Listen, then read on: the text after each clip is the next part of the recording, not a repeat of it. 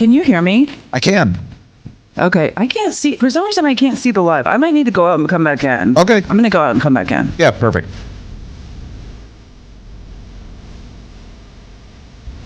Tap the screen, y'all. Share the live out. Let them know we're here. We've got some shit to talk about today. We've always got shit to talk about, but we've got big shit to talk about today.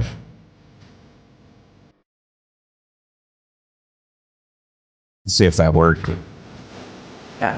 We're good. Perfect. Now we're good. Yeah. All right. Just the whole screen was black. That was weird. Yay. I know. Well, this is the internet. It's It always is. weird. Yep. Oh, I love Rage. Is this Rage? Oh, yeah. This is my first concert when I was like 14. Oh, no shit. Oh, it was amazing. You know, because in Arizona, these people, the Rage Against, they protest and stuff. You know, Oh, yeah. Chicanas, Oh, yeah. La Causa, like for immigration protests. They're Yep. amazing. Oh, yeah.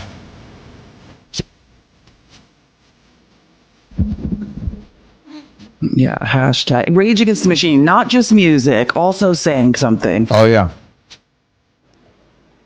All right. So yesterday was a shit show, huh? Oh my god, I can't. There are no words. There are no words except for, you know, you hate to be right. I really do. All right. I just want to dive right in. Everybody saw Stephen Miller's little Fox News interview yesterday. I can play that clip if you want, the first one where he basically just makes up an alternate reality.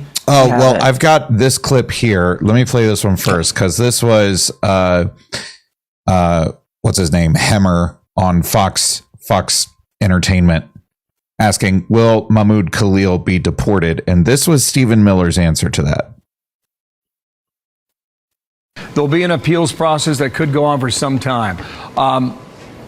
Will Mahmoud Khalil be deported from the United States? Quick answer on that, please. Yes, he will, as will anyone who preaches hate for America. His organization said they wanted to eradicate Western civilization. Look, under this country, under this administration, under President Trump, people who hate America, who threaten our citizens, who rape, who murder, and who support those who rape and murder are going to be ejected from this country. And I just wish a fraction of the media outrage that we had over deporting terrorists and deporting monsters and deporting their sympathizers from this country was spent crying over the blood that was shed of American women and children over the last 4 years, or crying over the 500,000 children that Biden trafficked into this country, or crying over the neighborhoods destroyed by gangs and drugs and fentanyl. Cemeteries are filled with tombstones from Americans that were killed by Joe Biden and Mayorkas and his administration, suffering beyond. So a lot of that was just word salad, but and lies, most importantly. But the very first thing that he said is very telling. So I want to listen to just that part again. Just that part again. And then we're going to put it into the context of what Donald Trump told the president of El Salvador yesterday. There'll be an appeals process that could go on for some time.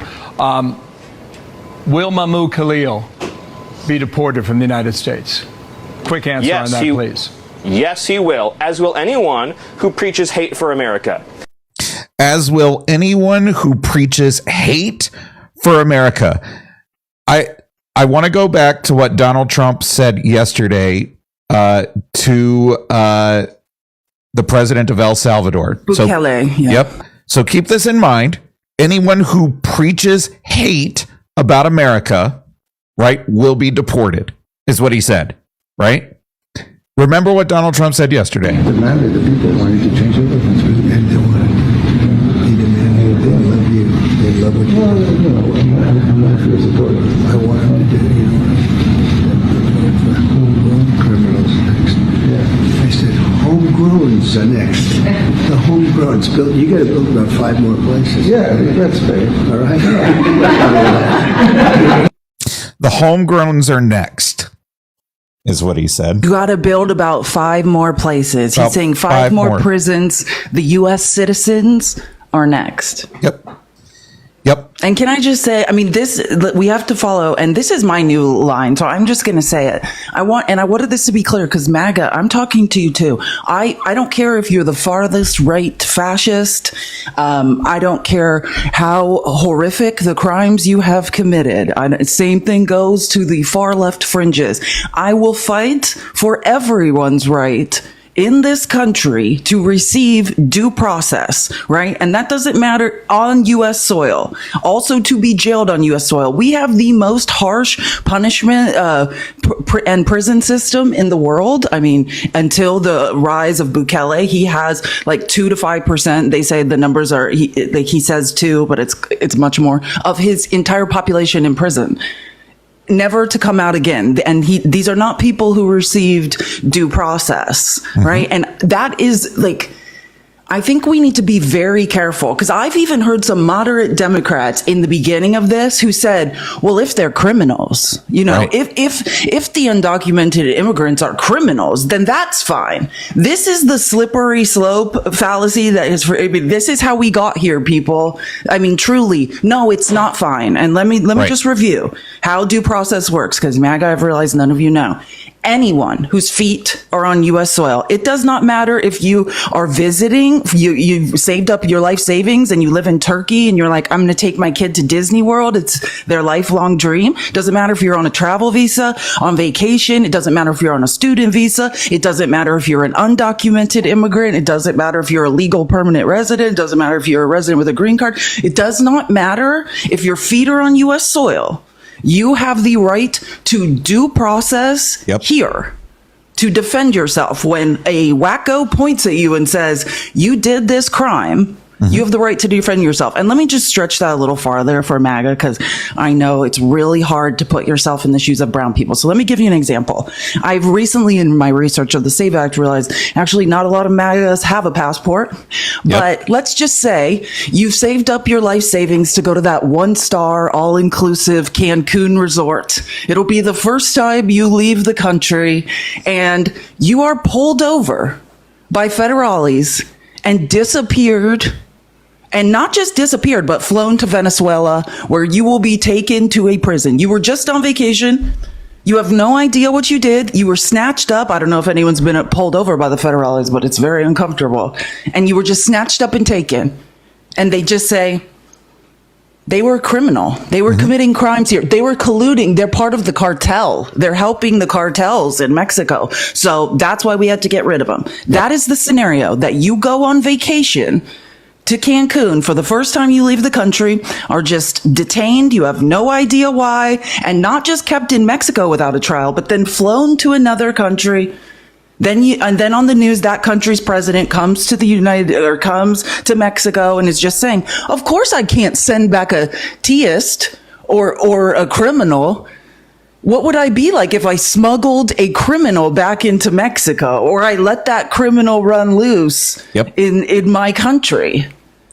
That is the reality. So there's no line anymore. We defend criminals. We defend every person's right whose feet touch U.S. soil to receive due process here. And I know that because I'm seeing a lot of the comments on my videos and whatnot about all this, like, oh my God, you're fear mongering. Oh my God, it's so, I'm not fear mongering. I'm not out here trying to terrify people. I'm telling you, and Felice is telling you, to believe people when they say words. When they say this is what they want to do, believe the words that come out of their mouth. Stop trying to sane wash everything that comes out of the White House. Stop trying to make it make sense why Stephen Miller would say anybody who disparages the United States is going to be gone. He didn't say immigrants. He didn't say criminals. He said anybody who disparages the United States is gone. Believe these idiots when they say words. Stop trying to justify that shit. Stop trying to make it make logical sense. The only sense it makes is when you believe that what they say is what they mean. That's the only time it makes sense. You should hold that energy for literally every fucking person that is alive. When Donald Trump says we're going after the homegrowns next, believe that's what he's going to do. He's already told the Supreme Court to fuck off. Right? He told the Supreme Court to fuck off. They said you need to facilitate. Now, I understand that that was a very specific word used by John Roberts, right? I understand that. But even facilitating, they're like, no, we're not going to do that. They said yesterday with Bukele that he's not coming back. Kilmar Abrego Garcia is gone. He is not coming back. Stephen Miller came out yesterday and hijacked the Oval Office press conference and said that there was no mistake. He was meant to be wrapped up in all that and deported. Even though everybody that has a fucking brain knows that that's wrong. Because the judges that have been adjudicating his immigration trials have said that he was not to be deported. So this is another case of don't believe your lying eyes. Trust what we're saying, not what you're seeing and hearing. Don't believe your lie. I know. I love that. Absolutely. And let me play and I want it to be clear, because at first the progression of events, and we have so much, I mean, we could spend 10 hours talking about what happened yesterday. But first, Stephen Miller, who I was saying this to Fax yesterday, I never believed in reincarnation until Stephen Miller. That's Joseph Goebbels. 100%. Joseph Goebbels has been, I now believe in reincarnation. You can word for word match the cadence, the rhetoric with Joseph. This is Joseph Goebbels. And Joseph Goebbels was at first a master of propaganda, spreader of misinformation, disinformation, and then just resorted to outright distorting reality. So this started in the morning where people were saying, well, that's just Stephen Miller's lies. This doesn't have to do with Trump. And then exactly like you're saying, he shows up and it's very clear that Trump, the distortion of reality, the absolute 180 from the truth. I mean, the opposite of the truth is the claim that we're at. And Trump ushered him into the Oval Office to tell that narrative. So listen to this. This is his first appearance yesterday morning on Fox, or the first clip where distortion of reality is actually probably too mild. Mm-hmm. Your argument is that you don't have to bring him back home. Oh, sorry. Let me just... I made my phone go to sleep. Here we go. But will you? Here. But will... Your argument is that you don't have to bring him back home, but will you? So I want to correct, I hate to do it, Bill, but I got to correct you on every single thing that you said, because it was all wrong. First, we won the Supreme Court case.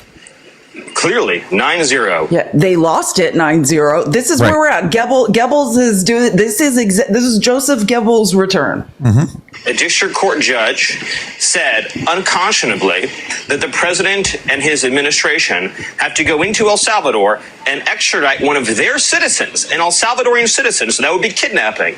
That we have to kidnap an El Salvadorian citizen against the will of his government and fly him back to America, which would be an unimaginable act and an invasion of El Salvador's sovereignty. So we appealed to the Supreme Court, and it said clearly, no district court can compel the president to exercise his Article 2 foreign powers in any way whatsoever. DOJ called me after that Supreme Court ruling, and they said, this is amazing. We won this case 9-0. We are in excellent standing here. So this has been portrayed wrong for 72 hours in the media. They said the most a court could ever compel you to do would be to facilitate return, which would basically mean if El Salvador voluntarily sends him back, we wouldn't block him at the airport. We would put him back into ICE detention, and then he would be deported either back to El Salvador or somewhere else. The Supreme Court said that is the most the government can be expected to do. So we won the case handily. The misreporting on this has been atrocious. Okay, Secondly, I appreciate he was the not, no, Bill, it's important. He was not mistakenly sent to El Salvador. Okay, so do you still believe... The DOJ testified 4 times. Hold on, this is important. That he was. In 2019, He was ordered deported. Lie. It's a Lies. final removal order from the United States. Nope. These are things that no one disputes. Where is he from? Everyone disputes that. Here, I'm going to pause. There's still a couple more minutes, but I want to clarify a few of the lies. It's hard for me to even let him go on. So I just want to be clear. And I read again through every court document in this case. So I just want to say what happened was, in El Salvador, Kilmar Abrego Garcia and his brother were being harassed. His family, his mother owned a pupusa stand that was, for El Salvadorian standards, relatively successful. They were extorting the parents, saying either the older brother, which, oh my God, his name might be Cesar. I think that's right. Yeah.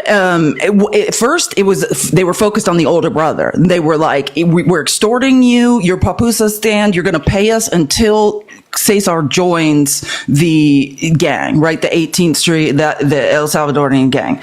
And that was what they were saying. And then Cesar ran. The family was like, we can't keep paying. He runs and crosses the border, never was detained, and enters the United States illegally.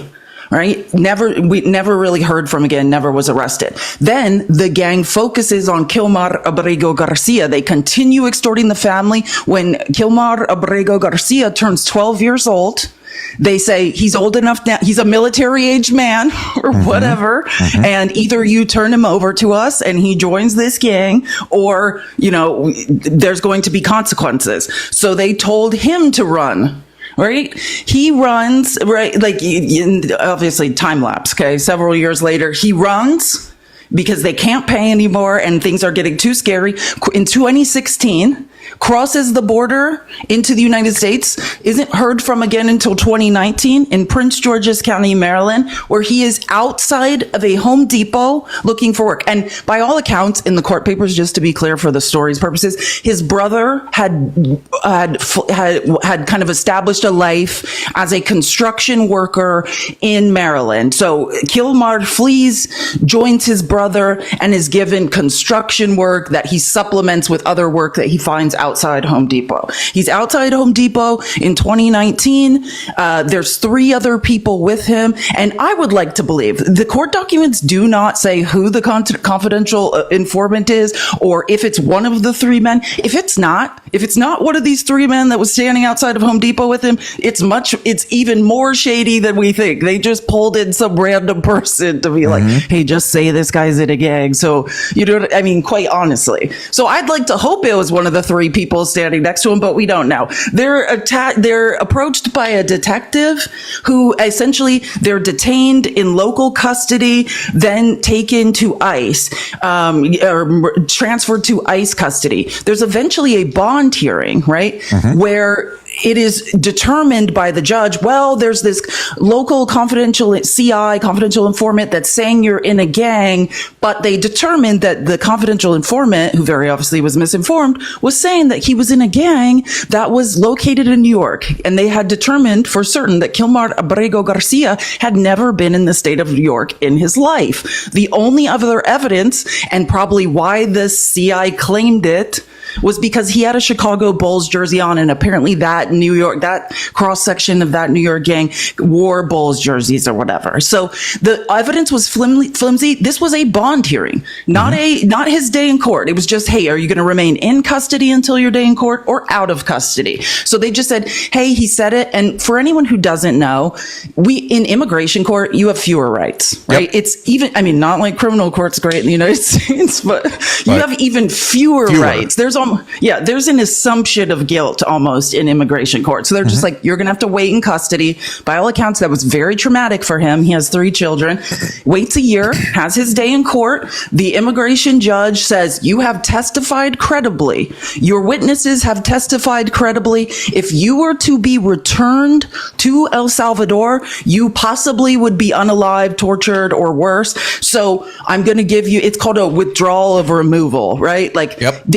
And to be specific, it doesn't mean he couldn't be deported. It's the only place on earth this man could not be sent to was the exact place they mailed him. Yep. Literally. And so for that reason, the DOJ, and I have the court documents, 4 different times 4 different people in the DOJ in court filing said this was an error. We never should have sent him there. So Stephen Miller saying, oh, none of that's true. This is not reality. It is all a lie. Every single word of this is a lie. Question. What happened to the attorney that testified in the case and said that it was a mistake? He's fired. They disappeared him. Yeah. Okay, cool. And that's the new line of logic is, or that's the truth, right? If you're a lawyer, and I mean, tell this to Pam Bondi, someone, you're beholden. Stephen Miller's a lawyer. While we're at it, by the way, Stephen Miller is a lawyer. They're beholden to the ethics of the bar. Yep. So you have 2 choices: violate the ethics of the bar, lie under oath, and lose your reputation and possibly your license to practice law, or tell the truth and be publicly shamed and fired from your job. Yes. And this narrative that, oh, this is just Stephen Miller talking, like he doesn't speak for the administration. I want to remind everybody of Stephen Miller's position within the administration. Stephen Miller is the Deputy Chief of Staff of Policy at the White House, and he's now serving as the 12th United States Homeland Security Advisor to the White House. Okay? When Stephen Miller says words, unless the administration comes out and says that's wrong, he's speaking for the administration. Period. Absolutely. Let's tap the screen. We can let's get Matt to 100K. Thank you guys so much for having me on Tuesdays. We have a special guest later. That's going to be awesome. I'm so excited. My best friend ever is coming. I'm so excited. But anyways, I know, me too. She's going to change your life. Good. I've never met anyone more intelligent in my life. I need some changes made. So don't we all? Good. But anyway, okay, back to Stephen Lying Miller. Yeah, and just to be clear, his history, Stephen Lying Miller runs America First Legal. Yep. Now, that is a nonprofit think tank, one of the primary architects of Project 2025. Every executive order, I mean, I'm sure everyone's figured this out. Trump, and I played evidence of this. Like, I played a clip on my live, on Faxo Matters Live, of an author interviewing people like Reince Priebus, Steve Mnuchin, people from Trump's first administration that were in his cabinet, testifying that Trump can't read, that they would send him like little memos. He refused to read, they said, like a paragraph. They could never get him to read a thing. So if you think he's writing these executive orders, I mean, he could barely read them, let alone write them. Stephen Miller wrote these executive orders. They were pre-written. This is the legal mind. And I want you to know that conservatives, and I've heard Kevin Roberts from Heritage Foundation say this, the president of Heritage Foundation, America First Legal is the answer to the ACLU. Yep. That's what they say. The American Civil Liberties Union that fights for equity and equality for disenfranchised minorities. America First Legal is what conservatives seeing as combating that, as dragging us back into the past and undoing civil rights. That's who Stephen Miller is. So when I say he's Joseph Goebbels, yeah, believe him. Yep. Let me finish the last minute of this lie fest. Yeah. From this weirdo. El Salvador. Is he here illegally? Yes. Does he have a deportation order? Yes. A DOJ lawyer who has since been relieved of duty, a saboteur, a Democrat, put into a filing incorrectly that this was a mistaken removal. It was not. This was the right person sent to the right place. Now, some have said, well, but he had a thing called a withholding order. So a withholding order means you've been ordered deported, but an immigration judge is saying you cannot go back to a particular country. Yeah. Here's the thing. If you're a member of a foreign terrorist organization, you cannot have a withholding order. Since he's in MS-13, there is no withholding order. You just answered my question. The gang notice the guy can't speak at all. Of being persecuted by doesn't exist anymore in El Salvador. The 18th Street gang is gone. So you have an illegal alien from El Salvador. Bill, where are we supposed to send the illegal alien from El Salvador? You haven't even allowed me to ask you a question.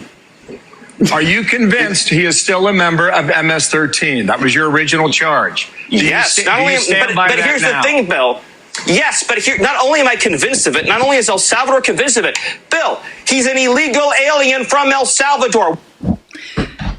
And then after that, this morning, yesterday morning, people were like, that's just Stephen Miller. Stephen Miller's just saying things. Then Trump had him in the Oval Office in front of Bukele, and I have that clip, say these same things. Say, Yep. we won the Supreme Court ruling 9-0. Right. That's what I'm saying. That you cannot. This is the whole sane washing of all this shit, right? Yes. Tell people what sane washing is, just in case they don't know. If you don't know what sane washing is, sane washing is trying to justify logically the insane things that people say. So when Donald Trump comes out and says, I want to send homegrown criminals to El Salvador, that's fucking crazy. That is a blatant violation of the Constitution of the United States of America.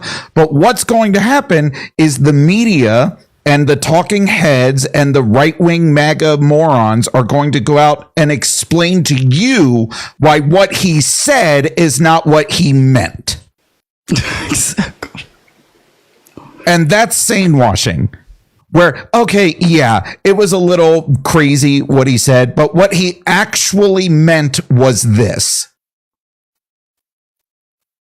Just tamping down people. Yeah, like it's okay. Like, let me just explain it. Let me tamp down alarm. Like, you know, people say things. It's what CNN engages in 24 hours a day. It's basically taking the exact words, which I think we're at a point now where we can safely say, if you don't understand that when every promise Trump has made has been, he's done exactly that. He's been keeping them. So all of you during the campaign and whatnot, I was like, well, I know that's what he said, but I don't think he's actually going to do it. Here we are. Hyperbolic. Stop exaggerating that. He doesn't mean it. He just does it for dramatic effect. Yeah. And the issue isn't that Donald Trump does it, or even that the media continues to do it. The issue is that there's at least 70 million people in this country that buy it. That are like, oh, yeah, I know he said that he wants to deport American citizens, but he's not actually going to do that. This is what he actually means when he's talking about that. He's just talking about the hardened criminals. He didn't say that. He didn't talk about that. So you're going to go through and make excuse after excuse after. When we say you all move the goalpost all the time, this is what we're talking about. When he violates what you say he's going to do by doing what he says he's going to do, you then go back to where you were and say, all right, how can I move the goalpost now to still be right in what I meant? And let me help you. And someone, Harmonic Pulse, just said something that I think just said, we're currently living in like the collective most toxic relationship. Let me tell you, when your full-time job is to like carry goalposts on your back and make excuses for your abuser, right? Say, he didn't mean it. He didn't mean to hurt you. He didn't mean to hurt us. Like, he's just kidding. Like, he's going to do better. He's going to change. If your full-time job is to make excuses for the abusive relationship you are in an abusive relationship, MAGA. Truly. Your full-time job is to explain away reality and run cover. Right. For a liar and a grifter. Yep. And like I've said this before, let me just say one more thing. Yeah, so every belief I have, and I believe Matt's, and that's why I hang out with him, is data-driven and fact-based. That's why I can, with confidence, show up on the internet every day and yell my beliefs, because the minute the data tells me a different story, I'll just change my beliefs. Right. That's how it works for me. So I could confidently show up here and yell things because my beliefs are based in data. They're data-driven and fact-based. Yep. Period. So are Matt's. Yes. And that's not the case for MAGA, right? Like their job is to paint this alternate reality and say, he didn't mean it. It's going to get better. He is making America great again. He didn't mean to hit me. He doesn't mean to disappear me into another country. Mm-hmm. Meanwhile, he continues to violate judicial order after judicial order from the lowest court to the highest court in the land. And you all continue to talk about the Constitution. You all continue to talk about the law of the land. Just follow the laws and you wouldn't have anything to worry about, is what you all continue to say. And when Donald Trump is told, hey, you can't bar the Associated Press from the Oval Office because they refuse to call it the Gulf of America, and he says, fuck off, I'm going to do it anyway. When the Supreme Court tells him in a 9-0 opinion that he needs to facilitate the return of Kilmar Abrego Garcia, and he says, fuck that, we're not going to do it. This is a man who, for his birthday this year, wants to hold a $96 billion or $96 million fucking military parade through Washington, D.C. for his birthday. And you rooting out waste, fraud, and abuse is going to be great. Yeah. I haven't heard anything from Jim Mattis. But if I know James Mattis, he's doing things. James Mattis is not. Tell me more. James Mattis, you know who James Mattis is, right?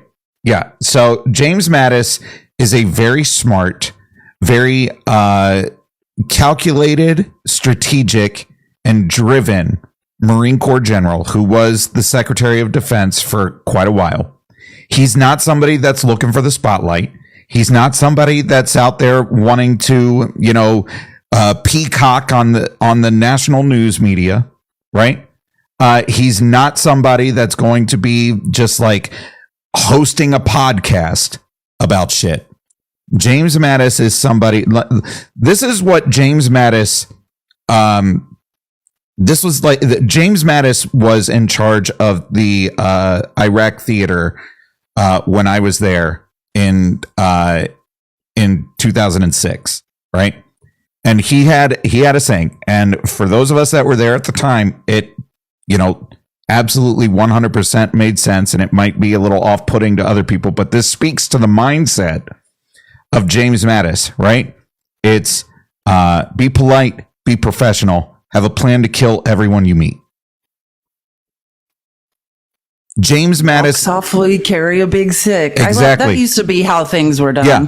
James Mattis is not the person that is going to come out here and saber rattle and chest beat on national television to talk about the things that he's doing. All right. James Mattis is the person that's probably calculating things behind the scenes. James Mattis is not somebody to underestimate, and Donald Trump has continued to underestimate James Mattis. So where's James Mattis? What's he doing? I can't speak to that, but I know he's doing something. And here's the irony, like that's what an intelligent person would do, right? Like in strategy, you don't give people advance warning. And that's a sign, and I don't want you to take this offensively, MAGA, or take it however you want, and we'll get to this later, but we're kind of out of time. I can no longer, I'm a teacher. I believe everyone deserves an education, but because of the danger, democracy is gone. We're out of time for niceties at this point. So like I was saying, an intelligent person does not telegraph their moves, right? They don't give you advance notice. They are working behind the scenes to safeguard democracy, and they don't talk about it. They are about it because it's idiotic to telegraph what you're doing, to say, "Hey, I'm a problem.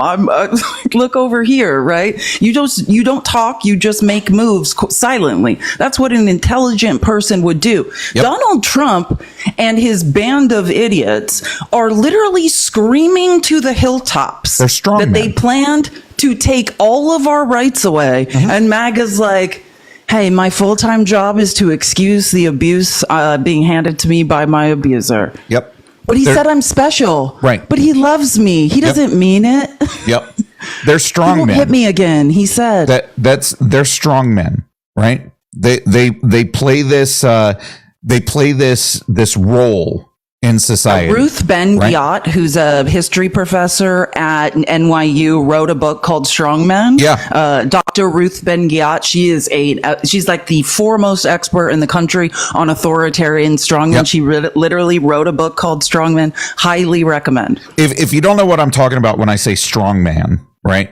Strongmen, right? These are people that continue to explain how tough they are, right? And they do that through a number of ways. They do that through, chest beating on national television to an audience. They do that through military parades to show the world how strong they are, right? They do that through the ruthless persecution of perceived enemies, right? Look at how effective I am at getting rid of people that are harmful to our society. Look at how strong I am in the words that I'm using. When in reality, these are the weakest fucking men on the planet. They are the weakest leaders, the most ineffectual, and the only thing that they have is intimidation and scare tactics to keep people in line. That's all they are. That's strong men. Donald Trump is a strong man. Donald Trump is a strong man.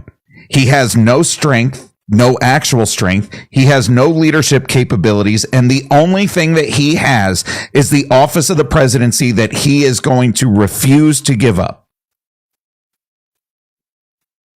And he's going to continue to show his strength through shit like mass deportations of people, military parades on his birthday. Look at how respected and loved I am in this country that they would throw me a parade on my birthday. That's a strong man. Absolutely. We're almost to 100K. We're almost to 100K. Keep tapping the screen. Thank you guys so much. And can everyone share the live with 10 people? That will be awesome. Again, for the last hour, we're going to have an amazing guest who's smarter than Matt and I added together. Yes. So get excited for that. And I'm going to say, those types of individuals, those strong men, are supported by people who are also in positions of power who do nothing more than stroke his ego, right? Claudia Tenney wants to make Donald Trump's birthday a national holiday. She wants to put his face on the $250 bill. There was a resolution that was put forth talking about putting his face on Mount Rushmore. Every Republican to prove loyalty, every conservative in Congress right now, instead of making bills that would help us, that would help the middle class survive in this society, in this effed up world, they are passing bills to name things to rename things after Trump, to make bridges named after him, to put his face on Mount Rushmore. That's authoritarian regime. That's a strong man. Yes, that's what they're doing. They want to rename Dulles International Airport Donald Trump International Airport. They want to rename the airport in Nashville, Tennessee after Donald Trump. Okay, this is not normal behavior. None of this shit is normal. Behavior. It Thank is. you, yourthroat.com. It's weirdo behavior, 100%. None of this shit is normal at all, right? The fact that it failed in Nashville doesn't mean anything. That's where their priorities are.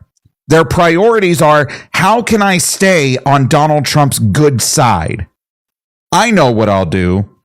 I will submit a bill to rename our airport after him. Whether it passes or not is completely irrelevant. It's completely irrelevant.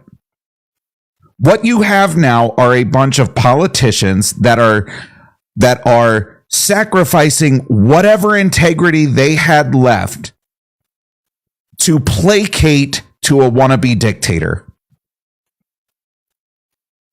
You cannot, I'm going to say this as a veteran, you cannot claim to love this country of the United States of America and this document right here, the Constitution, and do this shit. We don't hold military parades in this country because that's dictator, weak ass bullshit. We don't go out of our way to rename fucking airports and bridges and put faces on Mount Rushmore or dollar bills or make national holidays for a president in this country, because that's weak ass dictator bullshit. We don't do that here. But apparently we do, though. Sorry. No. But I mean, apparently we do. Well, and I was just going to go into like the psychology and understand. And like, I understand when you look into the psychology of a strongman, and that's what Dr. Ruth Ben-Yat gets into in that book, Strongmen Now to Mussolini. I mean, it's mainly history, but the psychology, right? Trump is, someone keeps saying paper something. Yeah, he's like a paper tiger, right? I mean, that's the nature of malignant narcissism. They need to see their worth outwardly reflected because they have no sense of self inside that can validate them. Do you know what I mean? I mean, they are constantly looking for external validate, for other people to see their validation, their worth reflected in society, and then renaming of bridges and give me $1 million military parade, blah, blah, blah. Meanwhile, and this is what I mean when I say that's the legislation that's being brought forward. What about, and 1 week ago, well, 1 week and 1 day, 1 week and 1 day ago was the largest, and I say this because by my pattern and almost photographic memory, that is the fourth time since Trump is in office, but by far the most extreme, that he decided to very obviously manipulate the markets. Yes. That I witnessed one of the largest pump-and-dump schemes of all time happening in front of our eyes. And for those of you that don't know, and I'm just talking because we won't know for a long time, but the best thing about financial transactions is Trump's not going to be able to hide it forever. Right? But just his stock, just DJT, the Donald Trump media stock, Donald Trump made $415 million from market manipulation. And I'm just talking about one stock, not to mention, and if you've seen the clip, he's sitting there with Charles Schwab and other financial, and I mean the real Charles Schwab, not like people who work at Charles Schwab, the man named Charles Schwab, bragging that he made a couple billion a week ago. Another guy made 900 million. And they're all laughing to themselves. The top five, Robert Reich, who used to be Clinton's labor secretary, you know, who's our de facto cult leader of the People's Receipts. He was doing research through his think tank and nonprofit Inequality Media. The top 500 richest people in the world made $304 billion. In market manipulation. These are huge transfers of wealth. And instead of questioning any of these things, they are saying, let's name some bridges. Let's rename some airports after. Oh, and of course, margarine is already caught. Like, I could get into the stock trading. There's a man, he's from Rob from Pennsylvania. I think, I'll look up his name. Like, he's a freshman in Congress. He's placed, dozens of trades since he since he was sworn in Congress. He has made $269 million from his positions in the stock market. He literally campaigned on banning stock trading in Congress. This is a giant money grab. And instead of Congress, who we sent these people there are direct representatives. This is direct democracy. Instead of protecting us and fighting for our rights, they're like, what kind of bridge can I name after Trump? And Starlight, like, so who is worse, him or those catering to him? Yes. Well, yeah, exactly. I mean, the answer is yes. He can't do it. Yes, absolutely. I mean, the answer is yes. He can't survive if he's not propped up by two things. Right. You know, first of all, his ring of sycophants who are enriching themselves. And second of all, the complacency of the American people, the apathy, right? 1930s Germany happened because millions of people were like, hey, it's not affecting me. I'm just going to sit here. I've been saying that so long. The reason that Nazis were able to rise to power in Germany wasn't because of the overwhelming support, but because of the overwhelming apathy about it. And what we have now in this country right now are millions and hundreds of millions of people who all say the same thing. I don't get involved in politics. You got all of these people in this country that are just turning a blind eye to what is happening because as of right now, it hasn't affected their life. What's that old adage? If you don't learn your history, you are doomed to repeat it. Exactly. Absolutely. And here we have in the United States of America a one-for-one recreation of how all of this shit happened in 1920s and 1930s Germany. And what is a majority of this country doing? And a majority of this country is doing it. They're turning a blind eye to it. They have buried their head in the sand because they don't get political. It's just politics, guys. And no, whatever you have to tell yourself, whatever the justification is, it's just the criminals. He doesn't mean it. Whatever it is, it's just an excuse. And you're lying to yourself. Here's a fun little thought process game, which is going to be really difficult for MAGA to play, but the rest of us will get an enjoyment out of this. Remember when he was campaigning and the argument was he's not going to deport American citizens. It's just going to be people that it's just going to be illegal immigrants that have committed crimes. And then we started getting into his administration, right? And he starts just rounding up everybody that's an undocumented immigrant, regardless of their criminal status. And the narrative changed. It was, well, they're already criminals because they came here illegally. But they're still not American citizens. So, we can deport them whenever we want. And now you've got Donald Trump saying we're going to go after the homegrown ones next. And what's happening? The narrative and messaging is changing again. Pam Bondi went on Fox News yesterday and told, Jesse Waters, that what we're talking about are people that have committed the most heinous of crimes. That Donald Trump, it's already starting. She's already sane washing the crazy shit he's saying. These are the most heinous of criminals that we just think would be better suited for the safety of this country if we just got rid of them. They're citizens. Let me help you. That's the highest. This is the highest legal expert in the country. This is right. The DOJ, the head of the DOJ. She is the Attorney General. It's illegal. Yeah. These are American citizens. American citizens have the right to due process on U.S. soil. And if you are going to be incarcerated, that happens on U.S. soil. Yep. And this woman is like, hey, Constitution be damned. She is beholden to the ethics of the bar. This should be alarming. Yep. And this was all facilitated by the Supreme Court when they ruled that a president acting in the authority of the office is immune from prosecution. So here you go. You have the president of the United States commanding and dictating to the DOJ, the Department of Homeland Security, to deport criminals. That will be argued as an official act of the President of the United States. So the blatant constitutional violation of American citizens, regardless of their criminal history, regardless of any of that, to deport them to another country because they're criminals,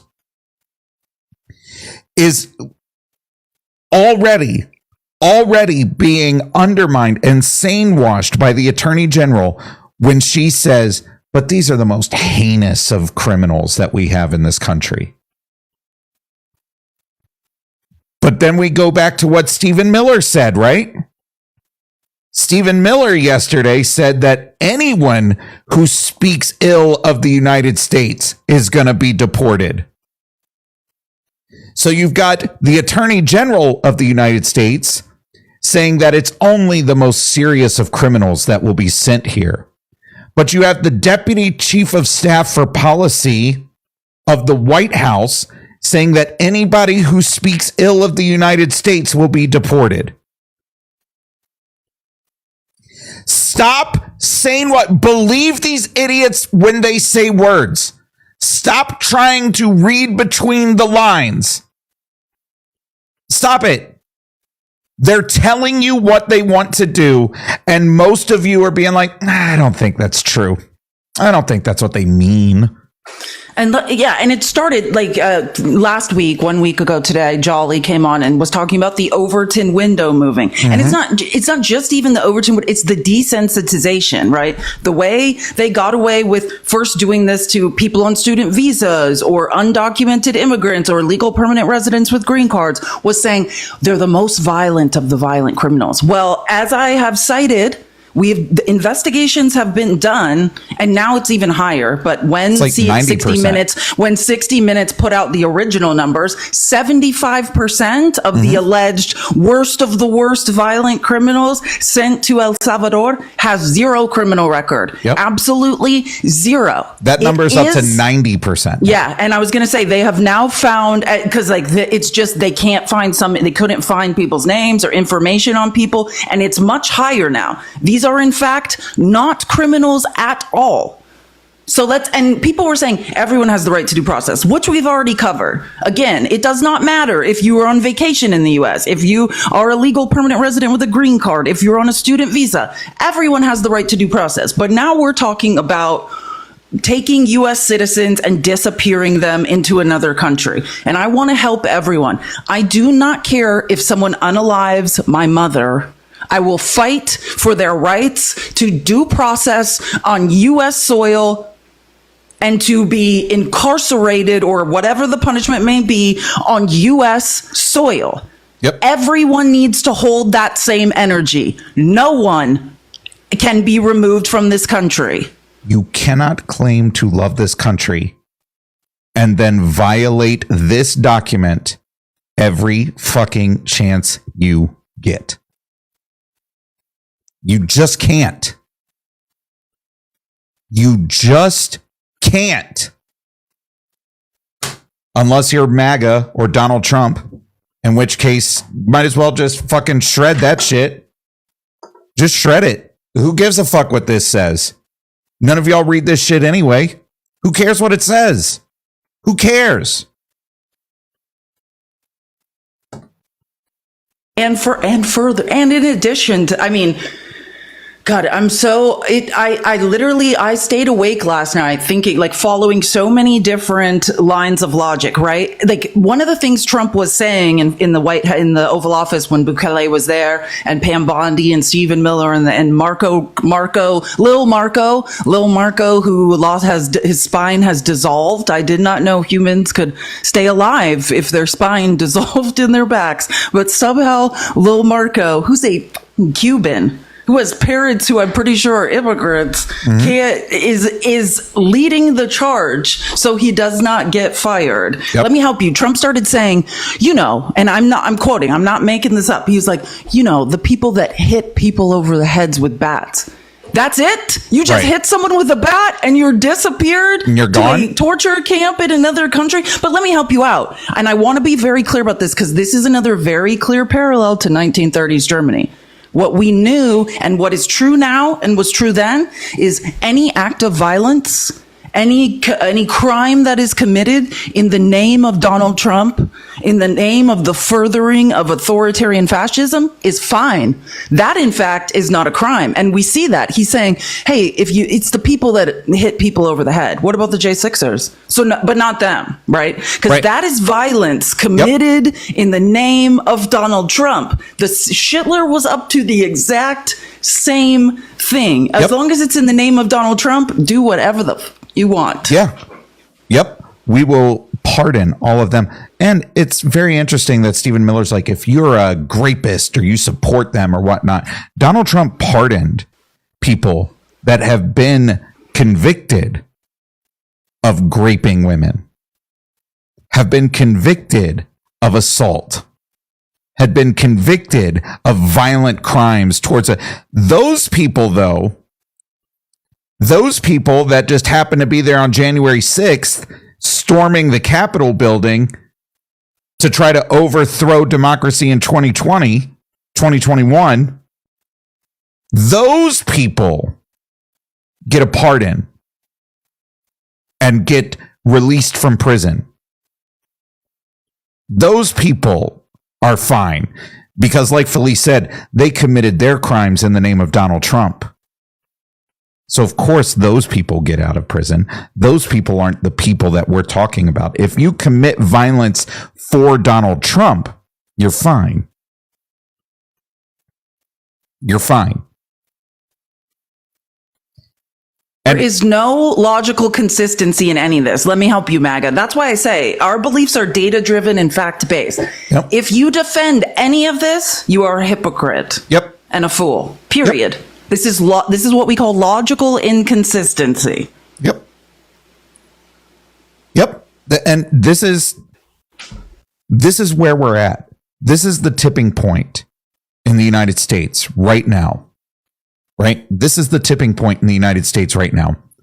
We've got Donald Trump and all of his cronies in the White House and in the administration that are doing everything they can to undermine this document, to consolidate power within themselves so that they can just get rid of that document entirely. That is what they're doing. And if you don't believe me, then okay, go look at it. Explain it to me then. Explain it to me how sending American citizens out of the United States does not violate this document. Explain to me how individuals that are here on an H-1B visa who co-author an opinion piece in their college newspaper being critical of the administration gets black bagged and deported away doesn't violate this document right here. We have been told and taught for the entirety of our lives that criticism of the government should never be persecuted. We should be free and open to be critical, vocal, loud, and aggressive in our messaging when it comes to the things that we disagree with in the United States government. Apparently not. Apparently, all of you MAGA chuds out there, none of you believe that. None of you believe that. Period. Yeah. Which one is it? You believe in the Constitution or you don't? And let me help you how that works. Just like I said, MAGA, I don't care if you unalive my mother. I will defend your right to due process on U.S. soil. That is logical consistency, right? Yeah. What you guys are doing are saying, hey, if Trump violates the Constitution and right now that's convenient for me, I agree with the way, things are going my way, which they're not in reality. And I can get into that in a second. That's just what you believe in this culture war BS, that it's fine, right? Oh, it's just the brown people. It's just brown criminals. We know that's not true, but that's the logic. That's what you're saying in your head. That's not logic. That's delusion, right? And let me help you how real logic works. I am a sentient human being who understands that the violation of anyone's due process rights who stand on U.S. soil or is an erosion of my rights. Yep. If we erode someone on a student visa's rights, that's an erosion of my rights. And Donald Trump will not be, if you can count, which I know that most of you cannot, but I'm talking about scientifically, even though we learned that Donald Trump is 6'6", 224, and is in the best shape of his life, and is possibly an android that will live forever when he got his physical last week. We do know that, in fact, he won't be alive forever. He won't be in power forever. Yep. If the opposition becomes in power, this is the precedent you have set. Right. What happens to you, right? It's being able to remove yourself from the emotion and your ridiculous bias and beliefs and saying, hey, I've got to protect free speech for everyone, even when I don't like what people are saying. I've got to protect, the right to due process for everyone, even when I don't like what they did. That is logical consistency. Right. Because when the shoe is on the other foot, and it will be, you're going to hope that people hold this same energy and come to your defense that you're not willing to do right now. You all love this when you're in court again for, meth. And you get legal counsel because it's afforded to you under the Constitution. You love that until it applies to somebody that you don't like. And then you're like, no, fuck that. Why do they get it? You all love quoting the Second Amendment verbatim, shall not be infringed. You use words like that all the fucking time, but then we'll ignore the right of the people, not citizens, the right of the people peaceably to assemble and to petition the government for a redress of grievances. You all love to cherry pick. You're goddamn cafeteria constitutionalists. You pick and choose what you want and throw away the rest. Buffet. It's a salad bar. It's a salad bar, man. Y'all are at the goddamn Ruby Tuesdays. Like, I don't want croutons today. We can just throw the croutons out. Fuck it. I don't give a fuck. Just throw them away. Let me help you. And I get it. And this is what Ruth Ben-Ghiat talks about in the book Strongmen. The nature of the culture around strongmen is you've got to other people, right? You've got to create the enemy within, and the people and the strongmen are always victims, right? Someone is always attacking them. But let me help you with the difference. When the J6ers were prosecuted, they received due process.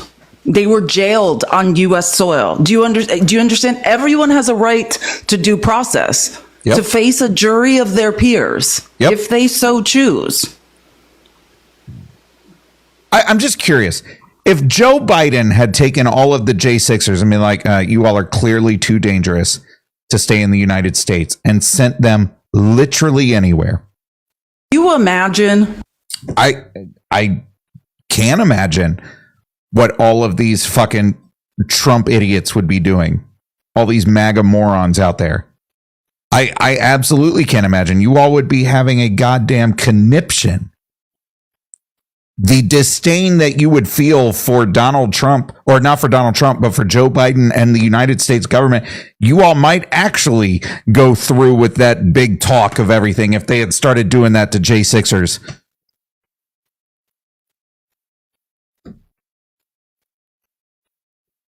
Use your brain, logical consistency. Think about it. Josh Shapiro's family, Governor Josh Shapiro of Pennsylvania, was inside his house after having a Seder, Passover celebration at his house. His family, his children were asleep inside the governor's mansion, and a wacko jumps over the wall, sets it on fire. And if you haven't seen some of the actual pictures, I mean, burn down a good portion of the governor's mansion with with the governor and his family inside.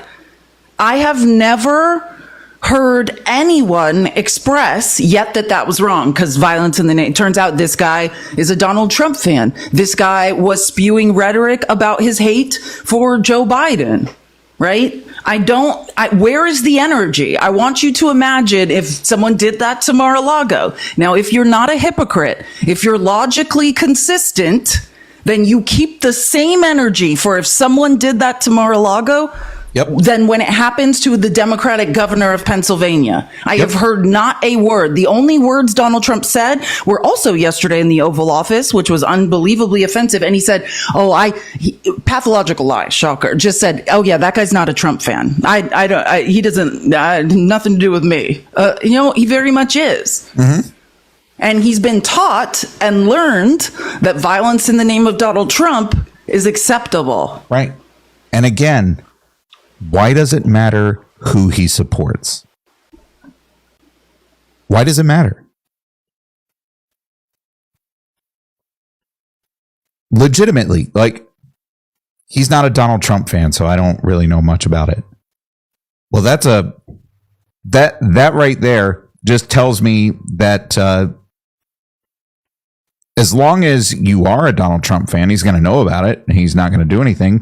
But if you go out and be like, I never supported Donald Trump, you can do whatever the fuck you want, as long as it's against somebody that Donald Trump doesn't like.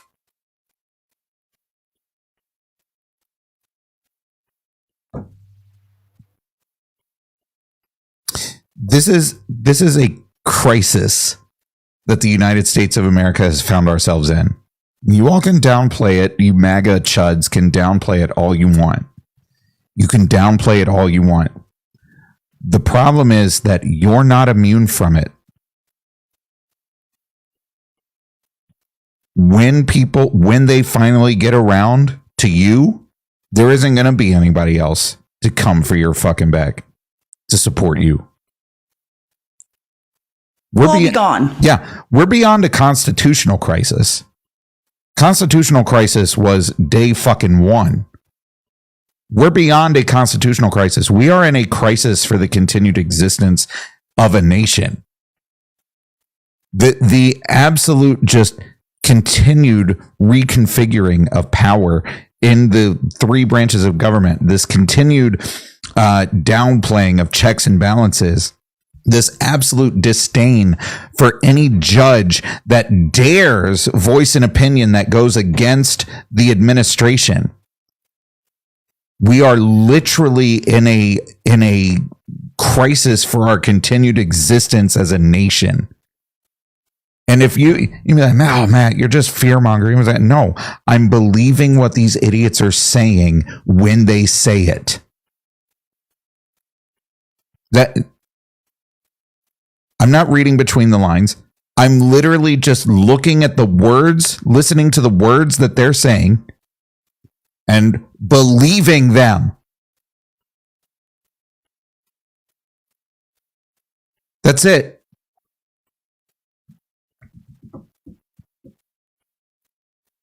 I'm just going to say this because I think, well, first of all, I want to say this. Swish, thank you so much for the Cash App.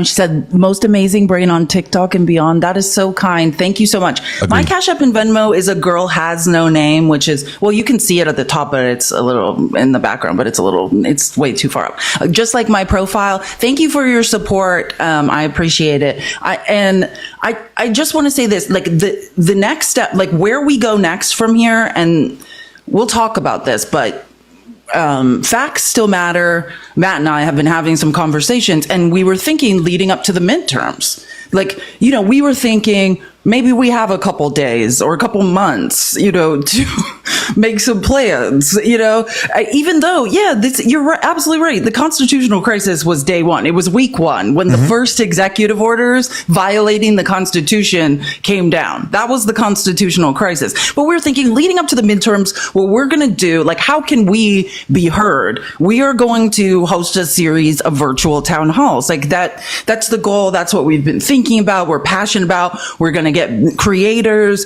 to sort of do stump speeches, hopefully get people to, tell their stories, very similar to what Bernie and AOC are doing, right? And it occurs to me yesterday, while I'm watching this absolute shit show go down in the White House, that we are absolutely out of time. We can't wait till the midterms to start these virtual town halls. We might not have voices then, the way this is going. We don't know what's going to happen to TikTok. We don't know what will happen. And I'm going to go into, and I played this clip yesterday on my show, like, right? If you're wondering how now I think we're up to like 900 student visas that have been revoked. And it's like, where are they finding these people? Well, and MSNBC was reporting on this, which I confirmed independently. There's a DHS, a Department of Homeland Security program that is using AI. And this is important for everyone to know. And I'm not trying to scare anyone. I'm just telling you facts. They are combing through everyone's social media in the United States and everyone in the United States, and they're putting people on lists. And if you happen to have a student visa, that is how they are just sending these lists to universities and revoking student visas, but they are doing it to everyone.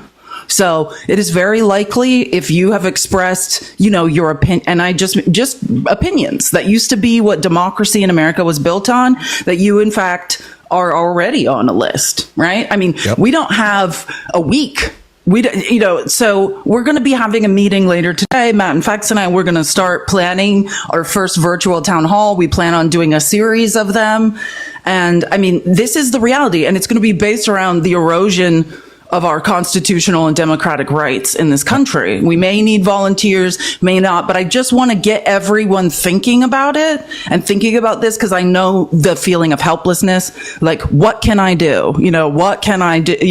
So hopefully we'll be able to have some call to actions and ways in which, if you're looking for something to like sink your teeth into and help, whether it's fundraising, whether it's, call to action, whatever, that we can actually have something for people to do. So I just wanted to say that, because this is the situation we are now in. We are out of time. And Matt, do you want to talk about, I know you told me on Saturday when first thing I'm like I run like 10 miles a day to deal with my like anxiety. And I'm like texting me. I'm like, did you see that Trump is annexing federal lands and creating military installations? Like this is the literal step. When I say we're out of time, this is the end run around the Posse Comitatus Act. Mm-hmm. Like the next step is invoking the Insurrection Act. Mm-hmm.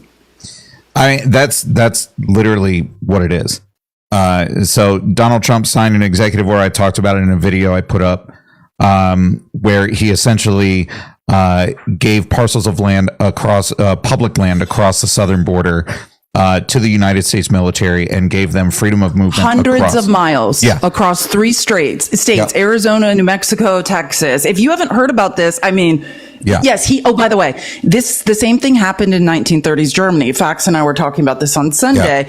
Just so you know, you think like, okay, I've made it through another week of chaos. Like, that's all the bad news. And then when everyone's home on Friday night with their families, all of a sudden these orders come out, right? It's in silence. One was an executive order annexing federal lands and creating military installations on them, hundreds of miles along the border. And we'll get into what that means in a second. Another one was, after spending a week manipulating the market, saying no exceptions for anyone on the tariffs and the trade, specifically the trade war with China in the dead of night.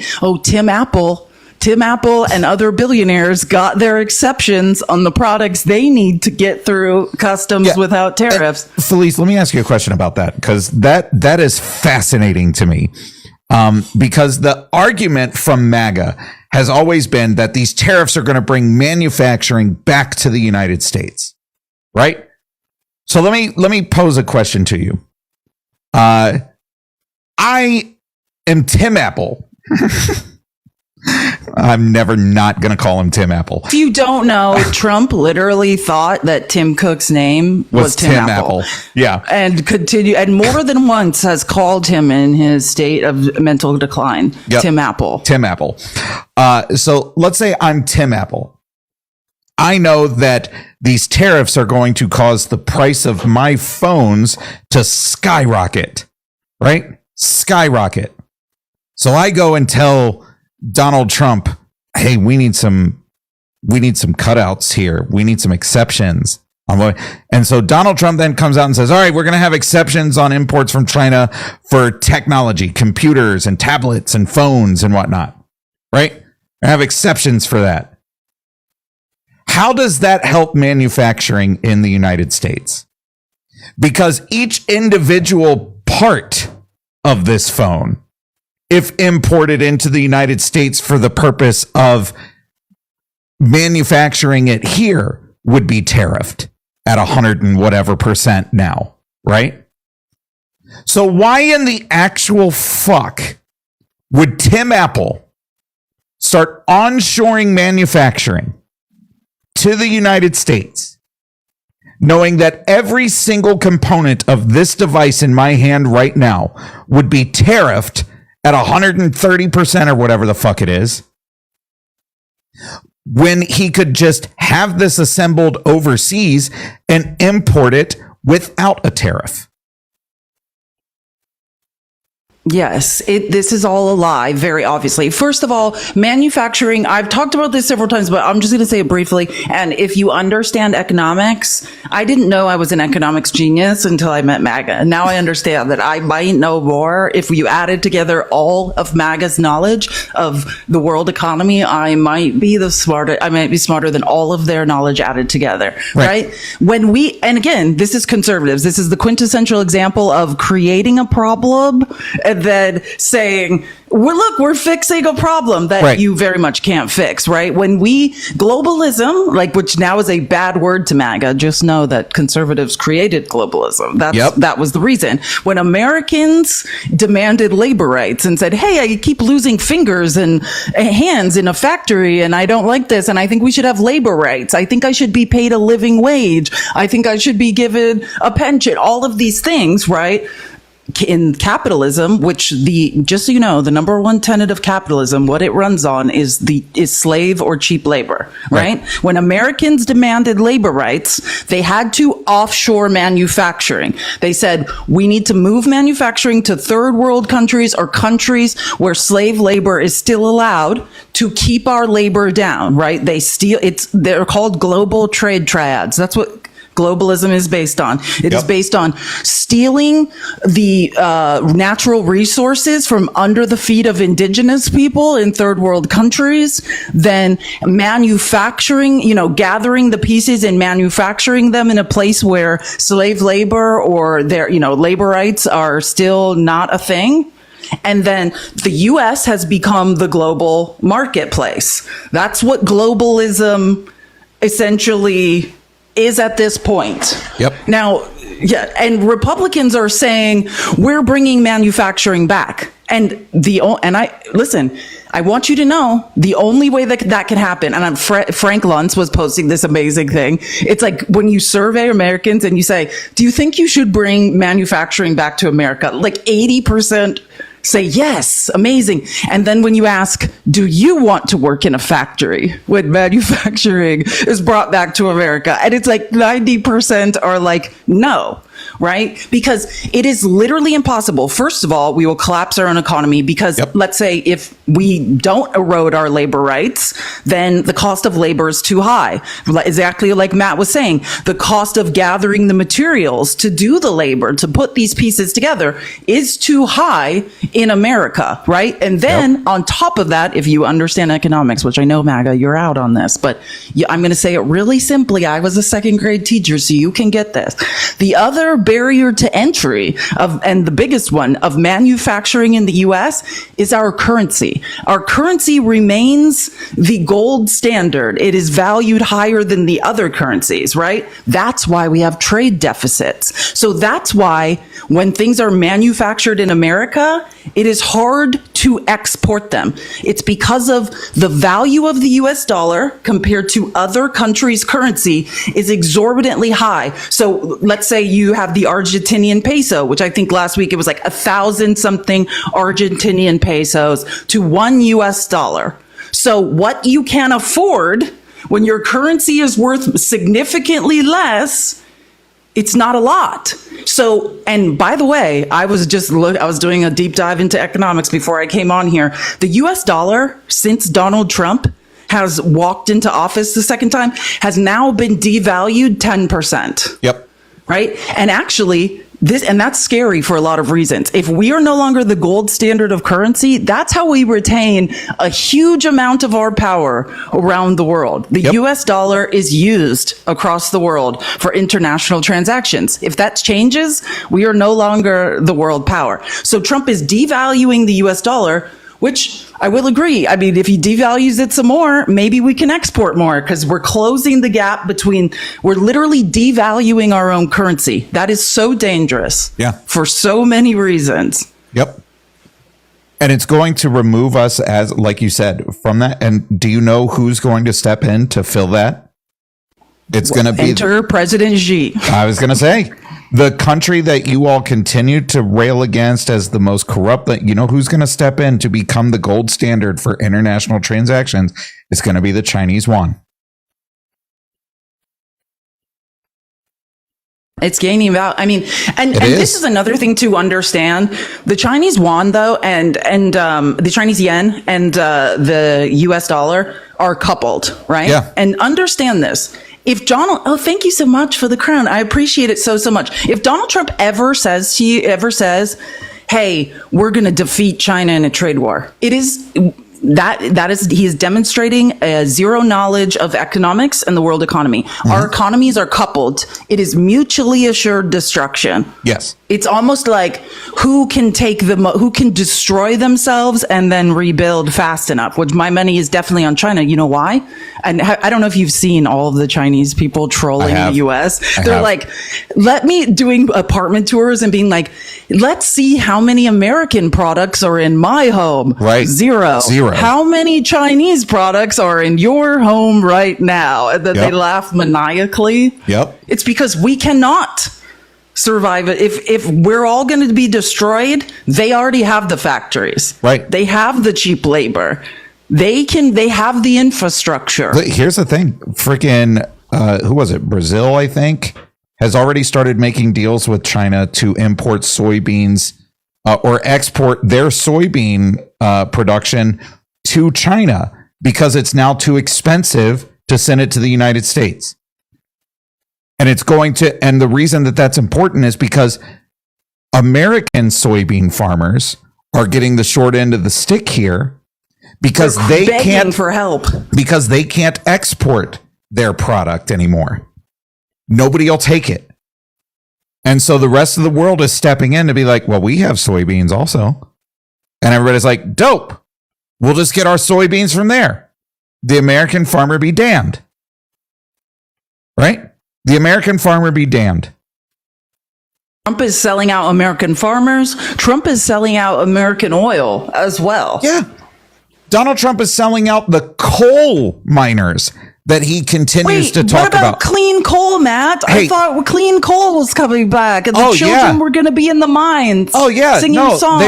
They will. And while they're down there getting black lung and all these crazy fucking health diseases and whatnot, the CDC offices that he continues to cuts their healthcare benefits.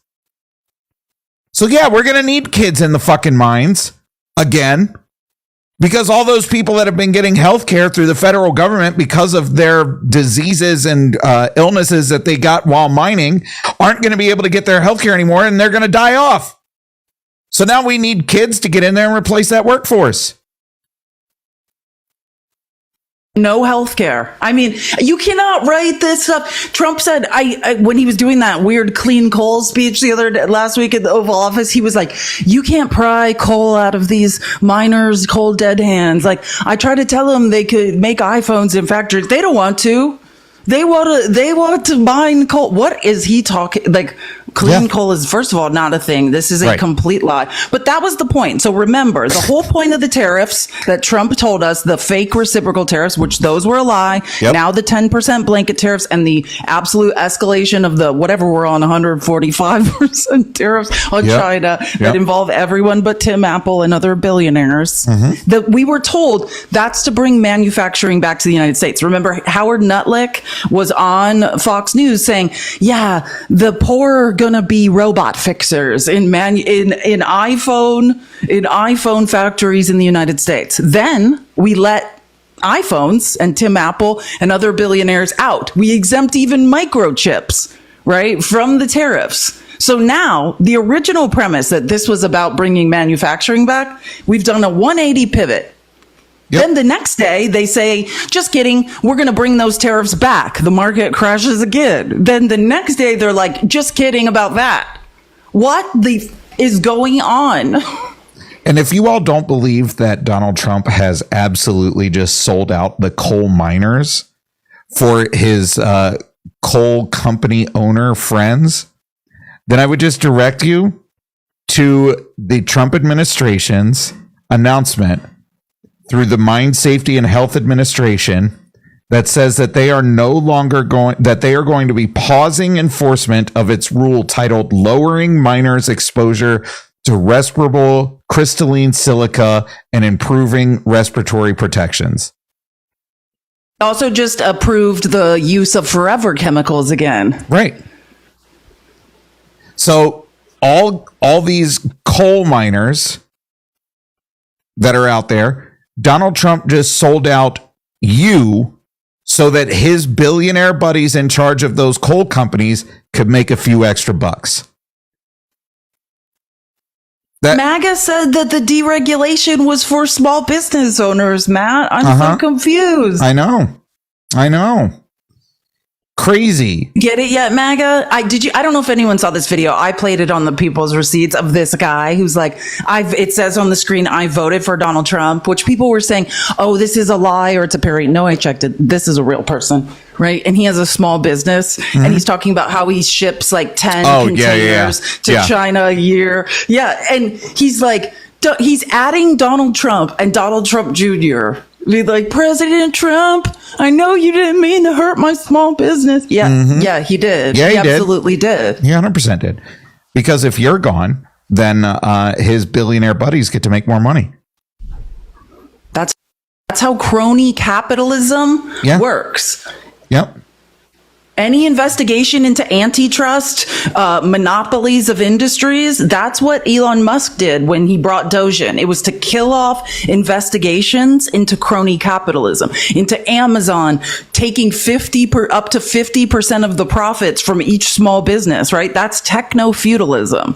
Feudal lords are saying, hey, you want to sell your product here? I'm the only one of the only marketplaces in existence. I'm going to go ahead and take 50% cut.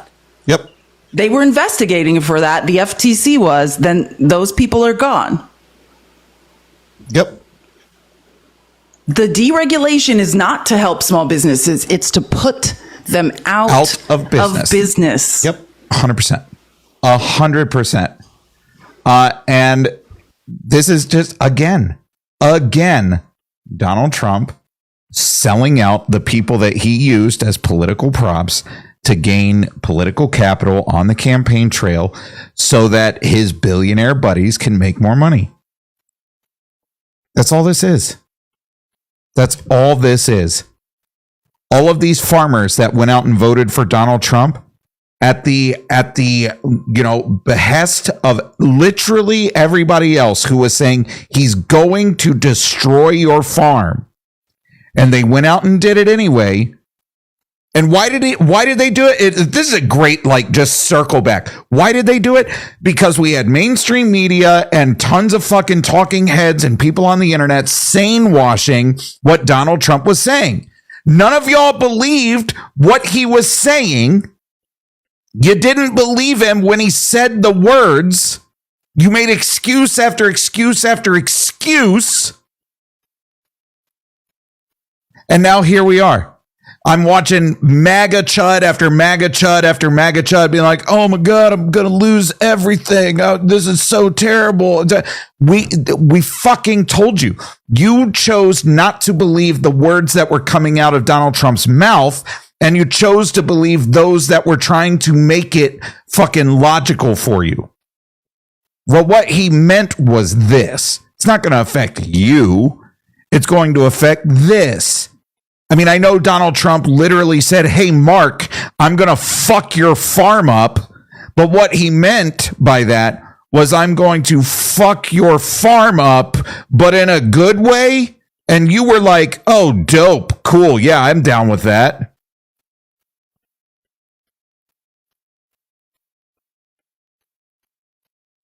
It's amazing. I love these gifts. Thank you guys so much. And it's fascinating to me because I just want to remind you when Kamala Harris, right, for some reason, a black woman couldn't be elected in this country, the most overqualified, and I'm saying this and I want you to listen. I'm a historical researcher. Kamala Harris was one of the most qualified candidates in history to ever run for president.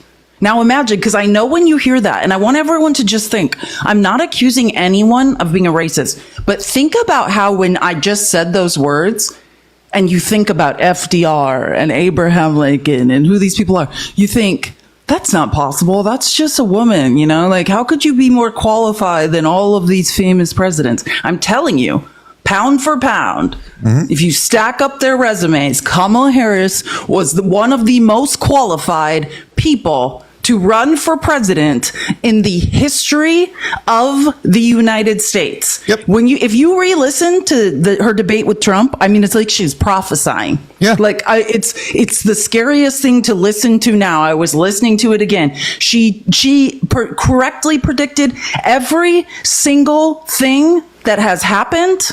And I want you to remember of the criticism. Donald Trump does interviews all the time. And I would point out correctly, as someone who has a background in advertising and marketing, that Donald Trump never did real interviews, that he would have people sign contracts to not fact check him. Yep.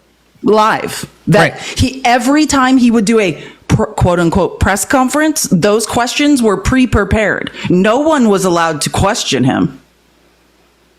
They said that Kamala Harris didn't have policy. She was the only person that released a budget or any policy plans, period, in that election.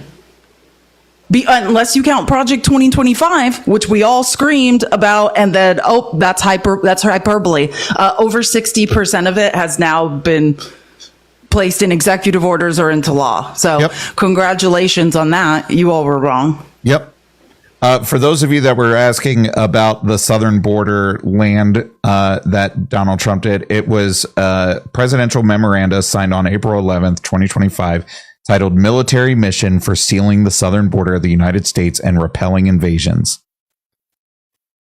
God, and sorry, I'm all over the place. I want to talk about that a little more and how it runs around the Posse Comitatus Act. And you can help me. I'm going to pull something up too, because I'm going to get a few of these words wrong. But I want to. Okay, so again, there's a bunch of federal lands. I am a native-born Phoenician, one of the very few people born in Arizona, not a transplant from Chicago or Michigan. I was born here, right? So I understand, in order to cross the border, when immigrants cross the border and want to get into the United States, and I think I'm trying to think whose presidency. At first, what happened was the Supreme Court ruled, and I can't remember, it was either Obama or Trump. It might have been Trump, that his first term, that anywhere 100 miles within the U.S. border, right? Do you remember this? Yeah. Was protected area meaning even if you have a house, if you own your land and you're in 100-mile radius of any coast, it's not just the U.S. border, I should say, any coastal land. That was Trump. Trump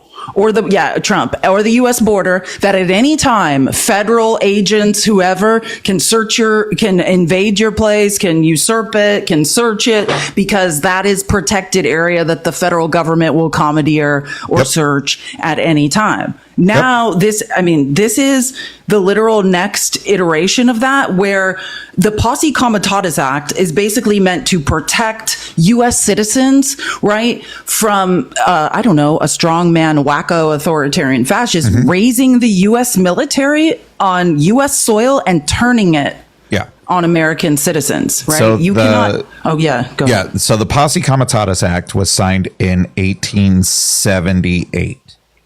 And it essentially says it prevents the United States military from being used for civilian law enforcement purposes.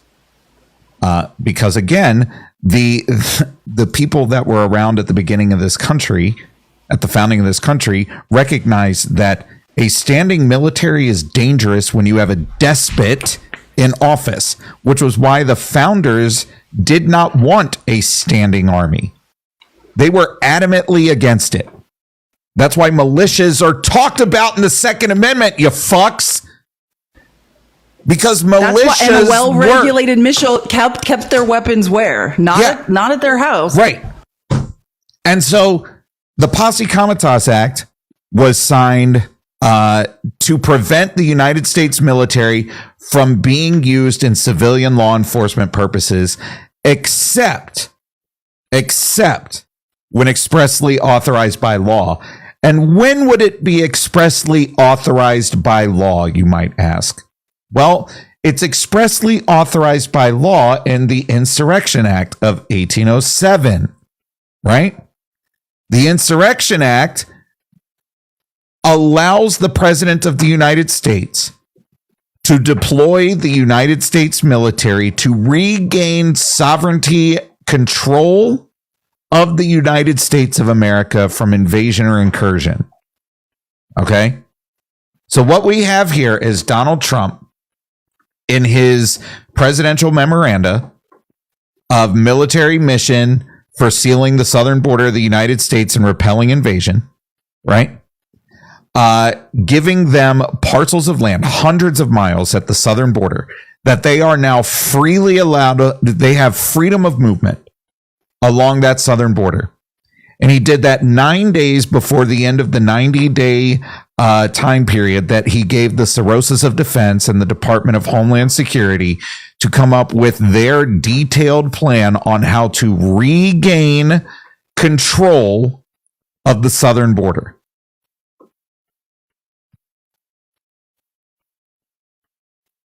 Yeah, and can I say one more? Okay, so this is, and I want to be clear because I want to make this connection, and I did a lot of research, and then you fill in. So so the Posse Comitatus Act, right, protects Americans. It's essentially protecting American citizens from the military, enforcing laws on U.S. soil. Yeah. Now, there's one loophole, and that's essentially, if you want to know what MAGA's done, what I said, America First Legal, which is Stephen Miller has done, is look for all these little known loopholes, like the Alien Enemies Act. Now it's called, I believe, the Military Purpose Doctrine, right?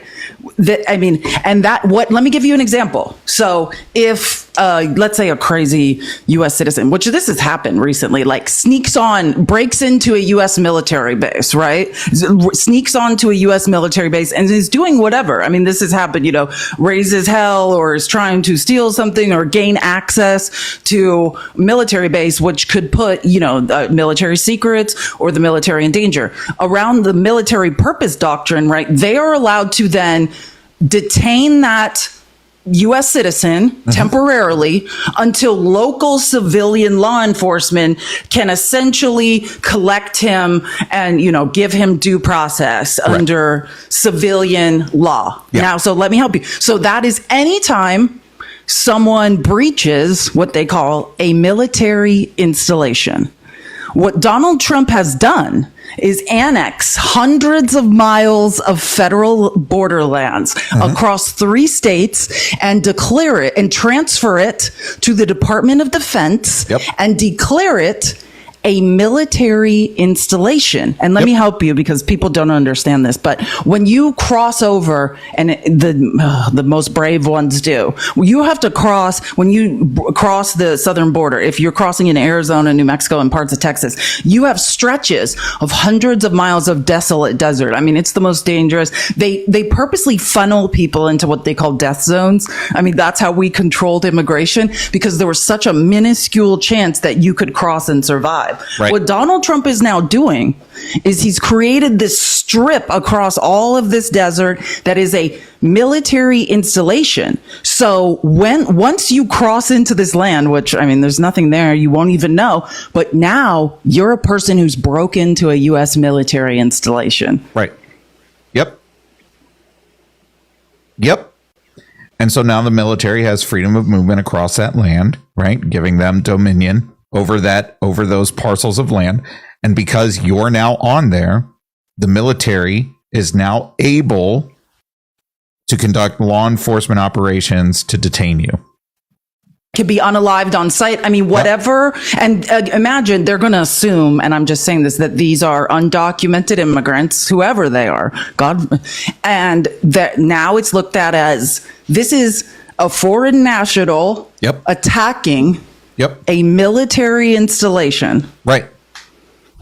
Yep. It's an invasion. Right. Yep. And the invasion argument, I've been talking about this for a while too. The reason that he's using that word is I think it's twofold. One, because he wants to desensitize people to what the actual term means.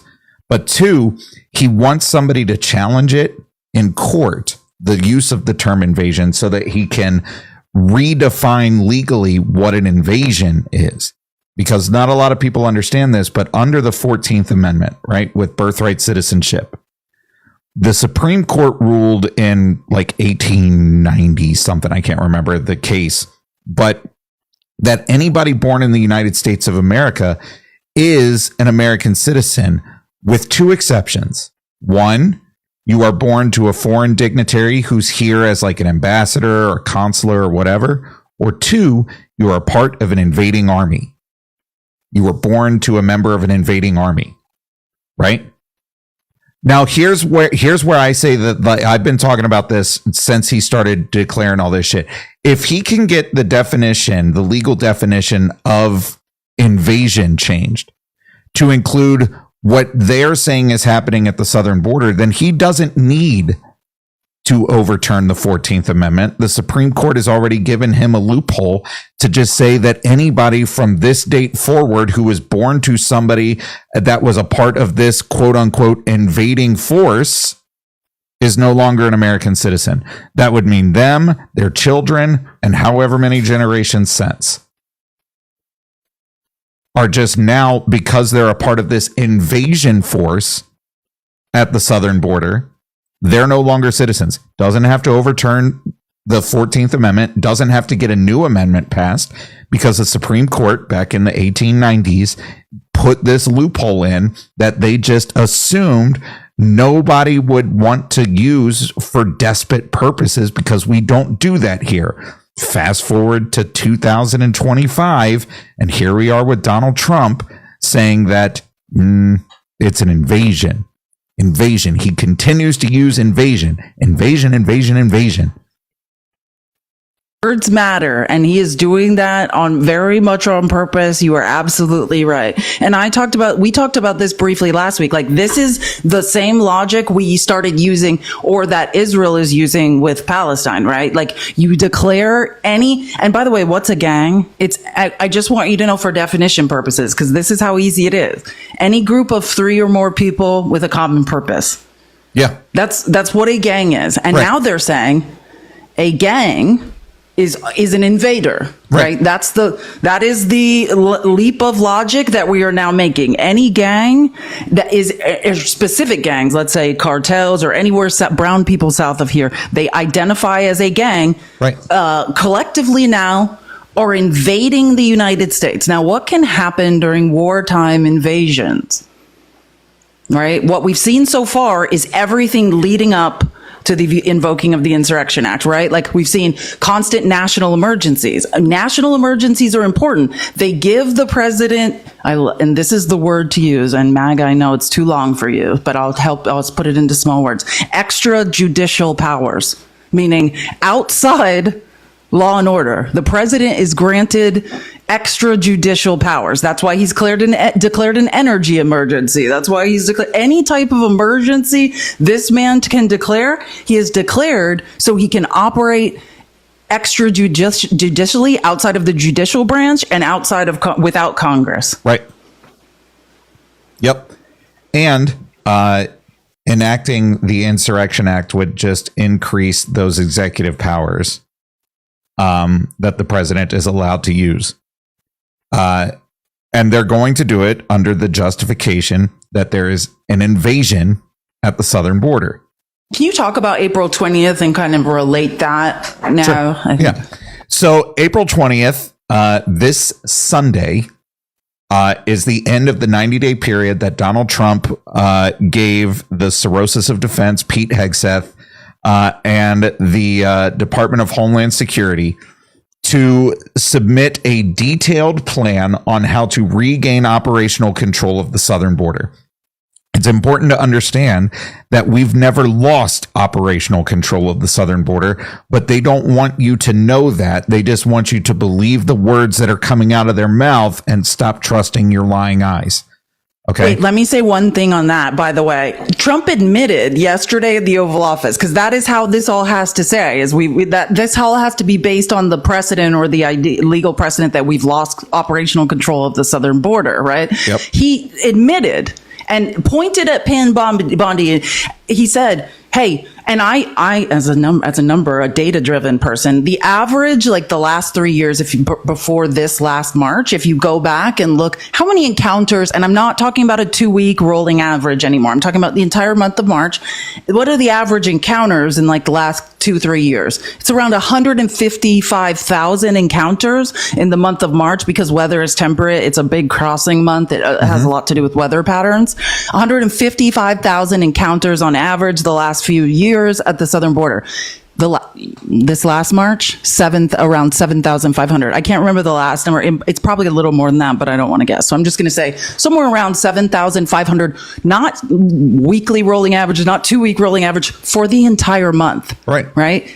even before Trump had gotten into office, and I'm going to give you the numbers because I know MAGA, you don't know. The highest number of encounters of 7-day rolling averages was December 2023, right? Yep. From June 2024 to December 2024. So 1 year after the highest encounters ever at the southern border, Joe Biden, Trump's not in office yet, had reduced encounters by 75%. Yep. The operational control of the southern border, that was under control before Trump even took office. Yes. And He's so continued to clamp down on it and is Yep. lying about it. Yep. And so on January 20th, he signed an executive order giving, like I said, Cirrhosis of Defense, Pete Hegseth, and the Secretary of the Department of Homeland Security 90 days to come up with a plan to regain operational control. And in that executive order, he expressly indicates, should we enact the Insurrection Act of 1807? Should we enact it? Right? Now, everybody that's been paying attention, because again, I believe the words that are coming out of their mouths, right, will tell you that I fully believe, and everybody that I talk to fully believes, that Pete Hegseth and Kristi Noem are going to submit their plan on Sunday to the president, saying that we need to enact the Insurrection Act at the southern border to regain operational control of the border. When that happens, that's going to be the tipping point, guys, because the Insurrection Act gives the president unilateral executive authority to suspend civil liberties, to prevent an uprising or an incursion or a threat to the sovereignty of the United States of America, to regain control of that. So they'll start at the southern border, right? And they'll pick whatever number of days that they're going to use it. And they're going to be like, oh my God, okay, great. We've now got operational security of the southern border. But since we've already got the Insurrection Act going, we might as well use the military to go and round up the illegal immigrants that are in these illegal sanctuary cities. The Democrat cities. And let me help you. Cities is the noun. The adjective is democratic. Right. When you're using the word to describe a noun, MAGA, I know you can't, I know adjective noun agreement is not your thing, but it is not Democrat cities. It is democratic cities. That's the second grade grammar and teacher me coming up. Yeah. And so you're going to say there's not going to be a nationwide martial law effect or anything like that. There's not enough. We don't have the resources, manpower, or equipment to enforce anything like that. So what you're going to see is targeted deployments of the United States military with the purpose of rounding up illegal immigrants from sanctuary cities. Hey, Smiling Nihilist Moon just said something great. But Matt, aren't sanctuaries cities controlled by the states? What happened to states' rights, brother? Nah. Isn't it the weirdest thing? No, but just follow me here. Remember, when the Dixiecrats, which were before the party switch, when Democrats or when conservatives in the South were Democrats who were using Jim Crow laws to clamp down on control, right? Remember states' rights, brother? When it was to gerrymander maps, when it was to use the Second Amendment to track down runaway slaves, then states' rights, brother, was a thing. But all of a sudden, conservatives wrest control of the federal government and they're federalists. Yep. States' rights, brother, no longer applies. It is the strangest thing I've ever seen. Yep. So that's what a lot of people are anticipating, myself included, happening on Sunday. So that's The National Guard under the Insurrection Act. So the National Guard can be federalized as long as the governor of the state approves it. There's been 3 states, I think, so far that have said that they would be willing to approve the use of their National Guard for federal purposes. And I talked about the test case last week. And through Freedom of Information Act requests, the crew, Citizens for Responsibility and Ethics in Washington's Noah Bookbinder and Norm Eason. Norm Eason is the guy Trump keeps screaming about on Truth Social and revoked his security clearance 3 times. So it's just like, I think the first time it was gone. It's getting very confusing. It's because they did an investigation and discovered that Kristi Noem, this is how she became in charge of DHS, had raised the South Dakota National Guard.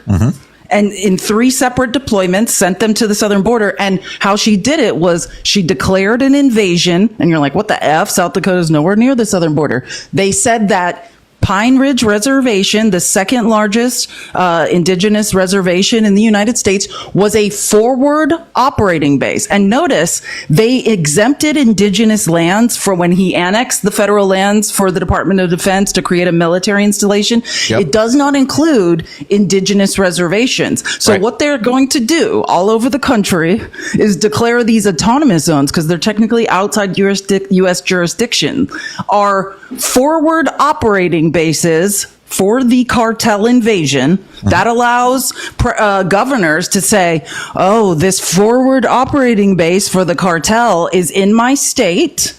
I'm going to raise my military and offer it to Donald Trump to quell this invasion. Yep. By the way, Pine Ridge is not a forward operating base for the cartel. It's a lie. Kristi Noem's no longer allowed to step foot there. And the scariest part about this was what was revealed was that a Tennessee billionaire funded the second deployment, gave Kristi Noem millions. And now that's what we're moving in oligarchy. Imagine a world where if you have millions of dollars, you can raise the U.S. military.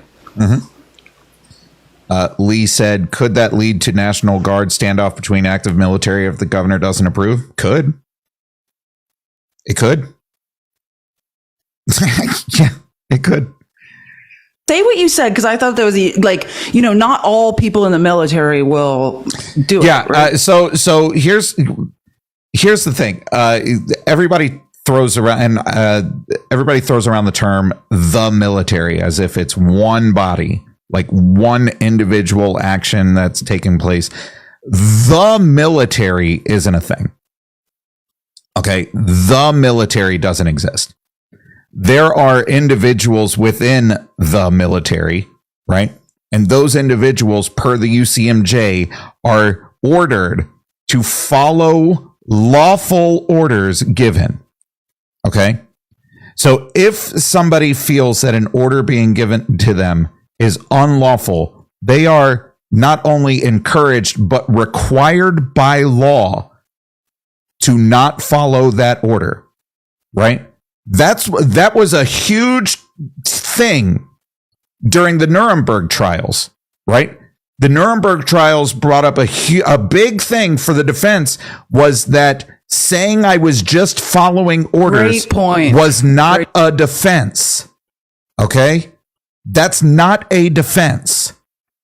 The United States military is ordered to follow lawful orders.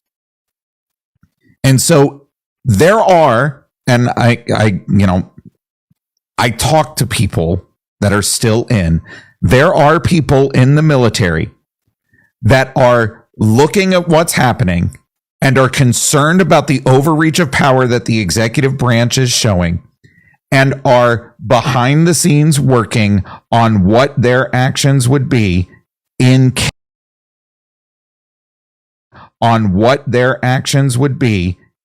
case.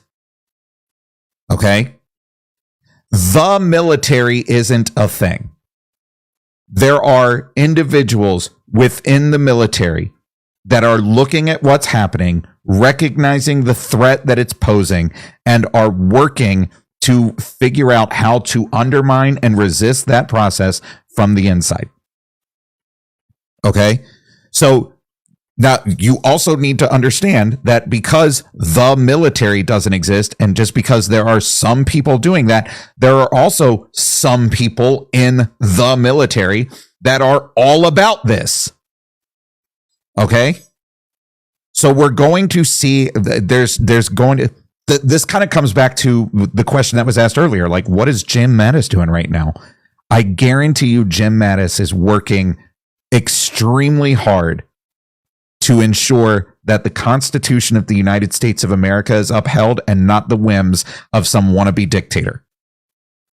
Okay? That's what we need to understand. That's what people need to understand. All right?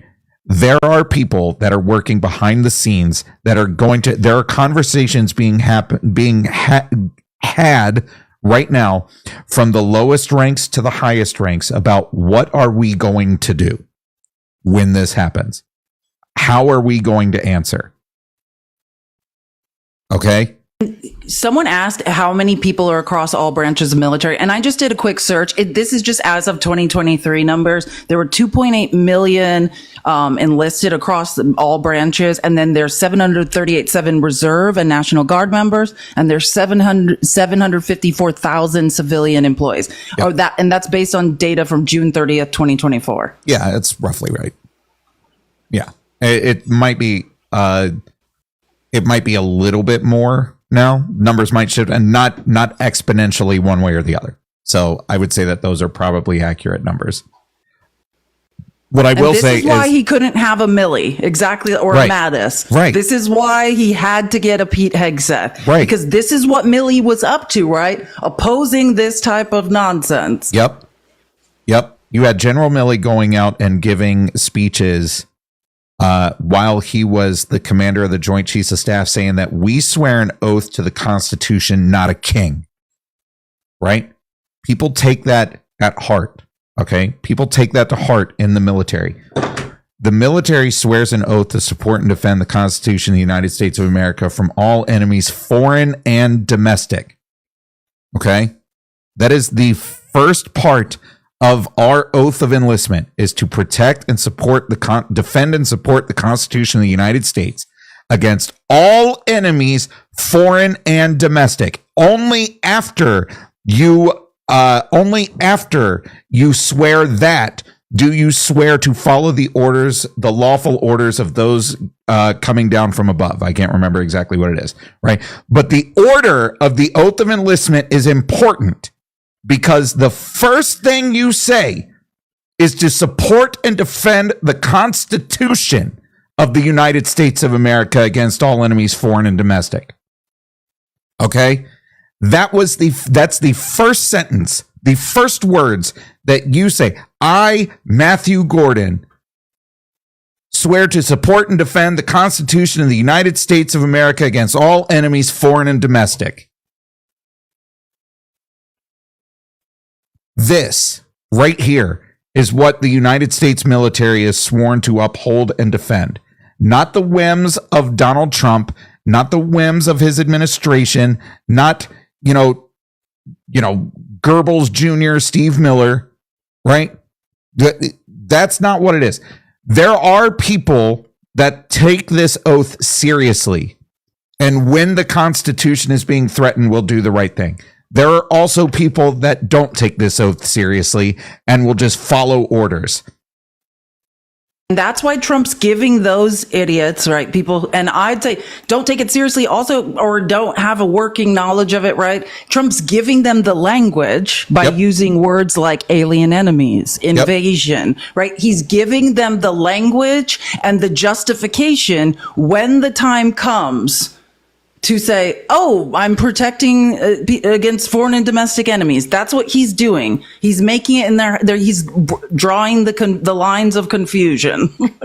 Quite honestly. Yep. I mean, it's terrifying to think about, but I do think there are many sentient, intelligent people, like you're saying. And actually, you've given me a lot of hope. And I didn't think about that. Like, I love the way you put that. There's no the military. Right. Yeah. There's not one acting body that just does what some commander says. Everybody has agency, from the lowest private to the 4-star general. They have agency to do what is right per the Constitution. Not only do they have the right to do it, they have the obligation to do what is right by the Constitution. right? Yeah, and understand that, like, it's the people. Trump, we've seen, right? Trump doesn't get held accountable. Just like Matt's saying, it's not an excuse to say I was following orders, because those are the people who end up under the bus. Like, Right. it's the lower ranks of people who are charged, who are, I mean, Yes. truthfully, that's why you shouldn't follow. Trump is probably not going to be held accountable in any real way before he unalives. It will be the people, the idiots that follow him. Yes. And that's why it's the Marine Corps says it. I'm sure the Army says it, that NCOs are the backbone of the Marine Corps, right?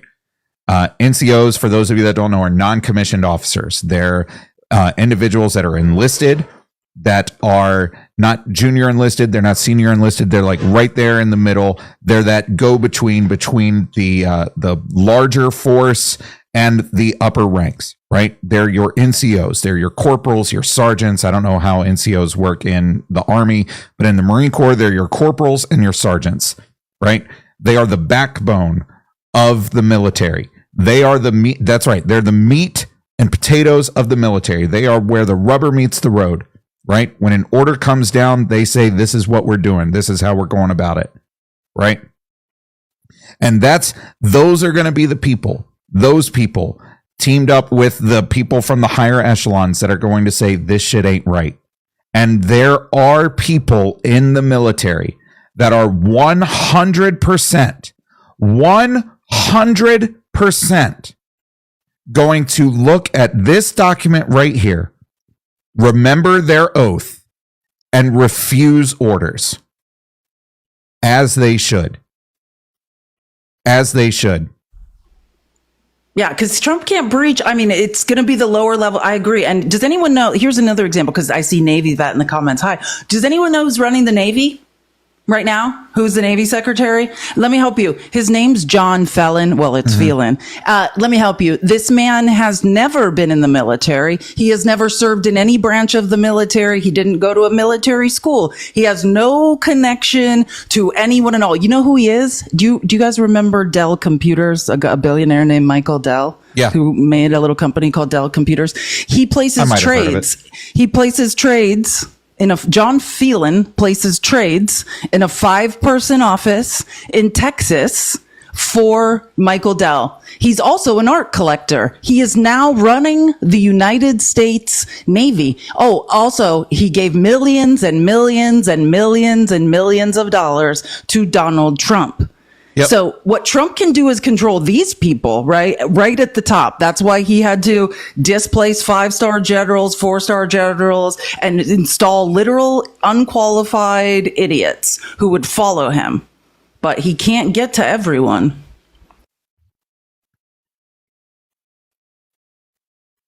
Look it up. John Phelan. Who's running the IRS? A man who ran a putt-putt golf place. Not an accountant, not a finance degree, not an economics degree, nothing. He was in Congress for a couple years and spent his entire time trying to dismantle the IRS. Trump wants useful idiots. Right. He is one for Putin, and apparently he has learned that lesson. He's installed a bunch of rich, useful idiots that will do whatever he wants. Yep. And that's the thing. Donald Trump surrounds himself. This is what I said was going to happen if he got elected, because the first administration, I truly believe that he was wanting to be taken seriously. And so he was putting people in positions within the administration that everybody else was saying, this would be a good pick for you. And those people were pushing back against him, and he didn't like it. They were questioning and being like, I don't think we should do that. And he didn't like it. And so what I said was going to happen is exactly what's happening now. If Donald Trump got a second term, which he did, he's not going to put the best or most qualified people in positions surrounding him. He's going to put people that are pro-Donald Trump loyalists through and through, and that's going to be that. So. Oh my God, this is amazing. Guys, if you don't know, I know, this is a long time. This is my best friend. No, just kidding.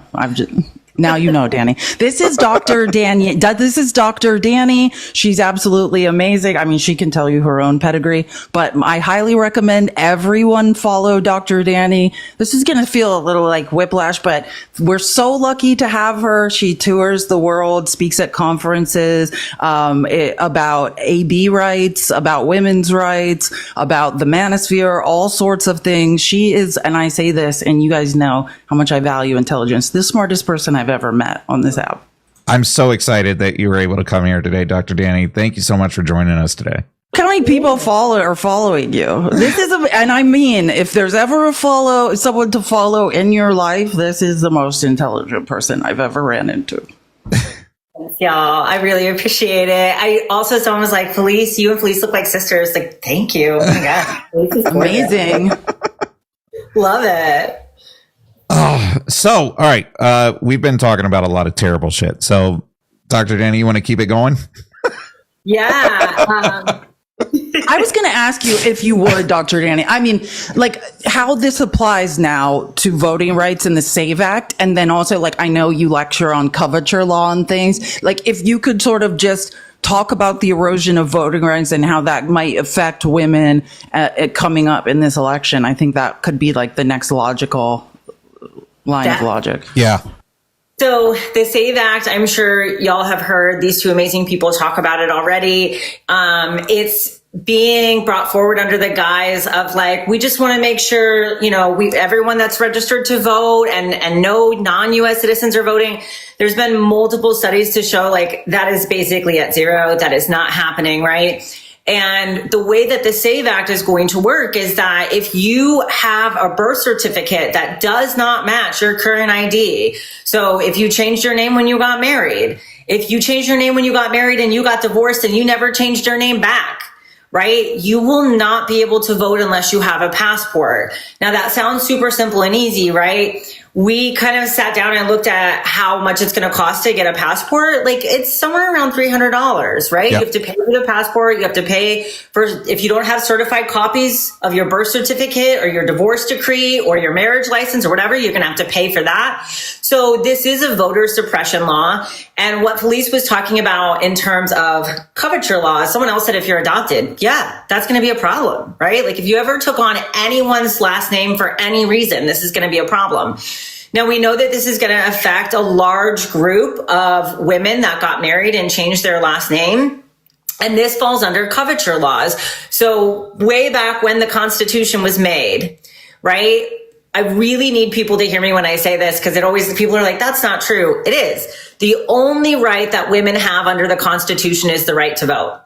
That is it. None of the other constitutional, like nothing in the Constitution, none of the amendments, they do not apply to you. The only reason they have been applied to you is through courts, like working through the court system, or because they were just like, yeah, sure, okay, we're going to let this apply to women now, right? But you do not have any rights other than the right to vote. And the reason is because the Constitution says all persons. Well, at the time the Constitution was made, women were not people. They had no legal identity, and that's coverture laws.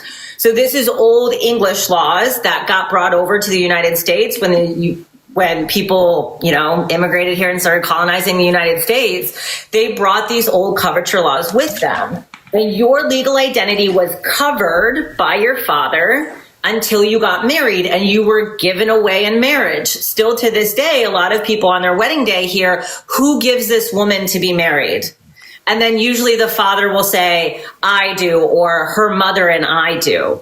That's coverture laws. That's where that comes from. So it's saying, I am taking this woman whose legal identity is under me as her father, and I am now putting her legal identity under her husband's. And that's essentially what this voting act is doing. It's going to give one vote to one family, but that vote goes to the husband because the husband's identity will cover the entire family. That's also why our SA laws, if anyone, I kind of always say SA is decriminalized in the United States, and people get very upset about that. Well, when a crime has like less than a 1% conviction rate, let alone the arrest rates, this is decriminalized. And the reason that our SA laws work the way they do is because of coverture. Before women had any kind of legal identity, If you were SA'd, that was a property crime against your father or against chattel. your husband. What, please? Said because we were chattel, right? It's chattel slavery. We were property of our husbands or our fathers. Yep. So It's like if you kicked a cow that you owned, Right. is what we're saying. Exactly. Let's use that example. Like if I injured your cow and I made your cow less valuable for you to sell at auction, I owe you money. So if I SA your daughter who was a virgin, I have now damaged your property to the point that it is no longer as valuable to you to give away or to sell. Right? So it was a property crime against the father, and you either owed the father money or you had to marry her, because that was the only way to rectify it.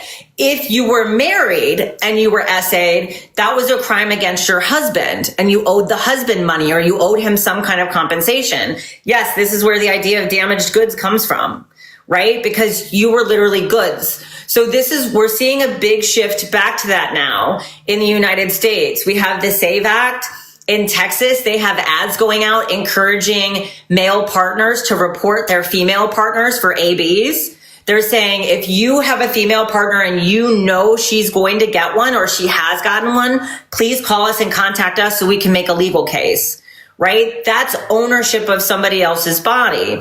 We're criminalizing pregnancy left, right, and center here. That's the state having control over your body, right? And saying that they have rights to your body. So this is kind of where America is really starting to shift back to.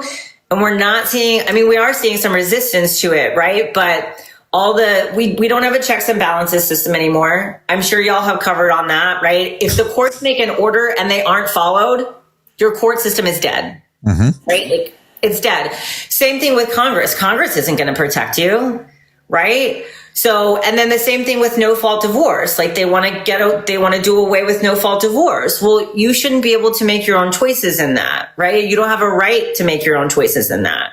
Right. So all of these laws are relatively new, y'all. Like all this stuff, we only have these kinds of rights over, maybe the last 100 years, and some of them quite less than that. Like SA in marriage used to be legal until 1993. Yep. So all this stuff is really new. We were talking about the manosphere yesterday, Fax and I, and we were talking about the cross section of men who believe like any interaction with women is a drain on their financial resources, blah, blah, blah. And I was saying, hey, the reason that women need financial security for men is I don't blame women. It has to do with the patriarchy. We weren't, because we were chattel, we were goods, we were property of our fathers and husbands. We couldn't own a house. We couldn't accumulate wealth. We couldn't fill out a loan application. There was no hope for us. That's because any financial wealth, even if I was a rich woman that had an inheritance, when I married, it went to the man,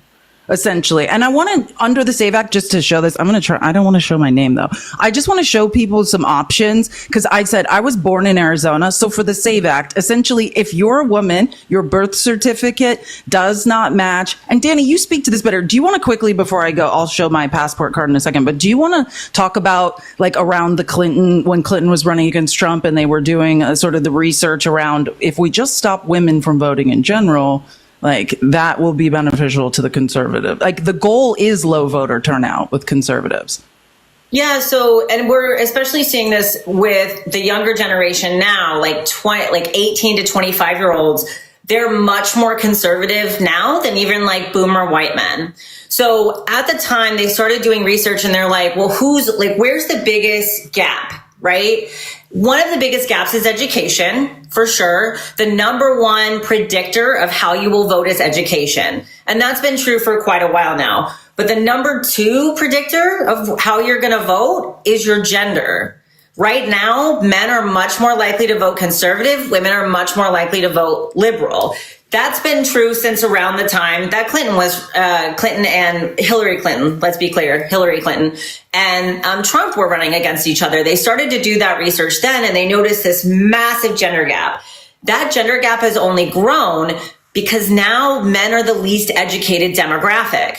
Women now make up the majority of undergraduate degrees, the majority of graduate degrees, the majority of medical school and law school degrees. right? So now women are far more educated. Remember, the number one predictor is education. So we have that gap growing, but now that gap is kind of Venn diagramming with the gender gap, because men are becoming less educated, women are becoming more educated, women are becoming more liberal, men are becoming more conservative, and this goes hand in hand with a lot of those articles that you're seeing about men are becoming more religious.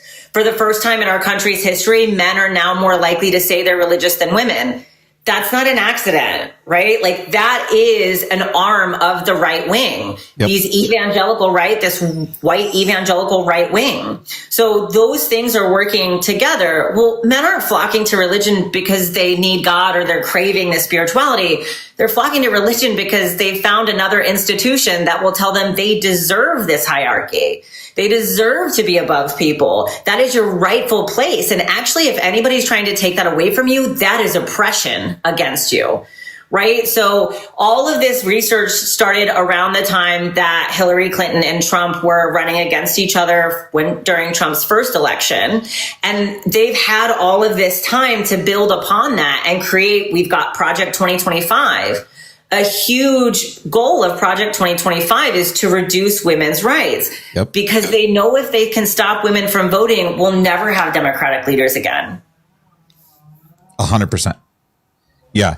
And this is what I've been harping on a lot recently, is that this idea that white men are the problem here. Like, let's be 100% serious here. White men are the problem. And white men are the problem because white men have been told that they're special, and white men have been emboldened by society to think that they're superior to everybody else, even though we know that, like, of the three of us up here right now, I'm not only the least educated, I'm also probably like the least strong one up here. Like, Felice is running like 10 miles every day. I run to Taco Bell every now and then, right? You know, like this. Danny's a professional bodybuilder. So that's what I'm saying. Like, you know, this whole thing, like, I'm not special, right? I'm not special. And the sooner that white men figure out that being uplifting and using the privilege that we have to share these messages and get this information out, the sooner we learn that that's not degrading us or pushing us down by lifting others up, the sooner that we start getting shit fixed better for everybody. Yeah, it's if you've always been told you're great, right? And there's a really good book by Ijoma Oluo who talks about this. And if I murdered that name, I greatly apologize. But it's called Mediocre. And the book is so beautiful. It's so well written. It's so accessible. Like, she writes it in this very accessible way. But it talks about this myth of like white male superiority. And because this has been the narrative throughout our entire country, what's actually happened is white men have had their mediocrity rewarded consistently, right? Yes. And they've been promoted and promoted. And she gives example after example after example, right? And mediocre men failing up, right? Failing up. And exactly like Matt was just saying, we can look at data to the exact opposite, right? All data points to female leaders create solutions and solutions that last longer. Yep. All data points to if you have female leaders at the table, you're more likely to find a solution. If you have diversity at your table, you have a diversity of ideas. Companies actually do better, perform better, have more solutions the more diversity they have at the table. We know this through data, but because white men have had their mediocrity promoted and promoted, you know, since the beginning of time, they look at this and they're like, well, this is unfair. This is unfair. I deserve it. White men is DEI. Right? Yes. Like, that's what DEI really is. That's Yes. what affirmative action really is white men just getting the ups, right? Yes. It's this, that's why I Men's laugh. presence have been affirmed in society for hundreds of years. Oh, yeah. Right? That's why I laugh white so men hard. say, "Where's our safe space?" Wait, I'm sorry. Just one more thing. I'm sorry for go ahead. interrupting. Go ahead. White men keep saying, "Where's our safe space? Where's our safe space?" It's Western civilization. That's where it is. Well, you're first in of all, it. You're swimming in You're it. in it. yeah, Sorry, I had like 6 things go through my mind all at once because I had the audacity to look to my right. Okay. White men, there's like, where's our safe space? Where's our safe space? You own the space. We own the space. Literally everywhere that we go is our safe space. I brought this up a couple of days ago. I can't remember who I was talking with, but I'm like, there is not one white man who has ever had to talk to his white son about putting keys in between his fingers when he walks to the car in the gym parking lot. Was it us? Okay. Yeah. Yes. I was talking about how I can't make the same loop when I'm running. I have to be conscious. I've been mugged twice in the last year. Like, I have to be conscious of where I'm running, what time it is. Yeah. White men's safe spaces literally everywhere at any time, period. That's our safe space. The idea that we diminish our strength when we get diversity, I point this out also, like diversity doesn't make us weaker. Diversity is a benefit, like what you were saying, Dr. Danny. It's a benefit. Like I come at it from a military point of view, right? It was diversity that won World War II for the Allied forces. It was a gay man who broke the Enigma code. It was the indigenous people using the Windtalker program of their languages that allowed us to communicate behind enemy lines without fear of our plans being determined, right? It was diversity that got us to the fucking moon. It was black women that got us to the moon, right? It was women scientists across the board that got us to the moon. It's women scientists are the reason that we are able to communicate like we are right now, because without women scientists, we wouldn't have Wi-Fi, right? And so this idea that diversity makes us weaker is such a white man point of view on things, because we've always been told as white men that if you can't solve it, you're not trying hard enough. And if somebody else solves it, you're weak and you need to not be weak. And this all comes back to the how the patriarchy has been hurtful for men also. Right? Yeah, and I love, because you were talking about like your safe space is everywhere, right? Like it is this world. And Mona at the Hallway, another amazing feminist writer, I recommend literally anything that she writes. She puts it as patriarchy and also by extension white supremacy, right? It's so everywhere that when there's a reason that men are sitting here going, where's the inequity, right? Like, where's my privilege?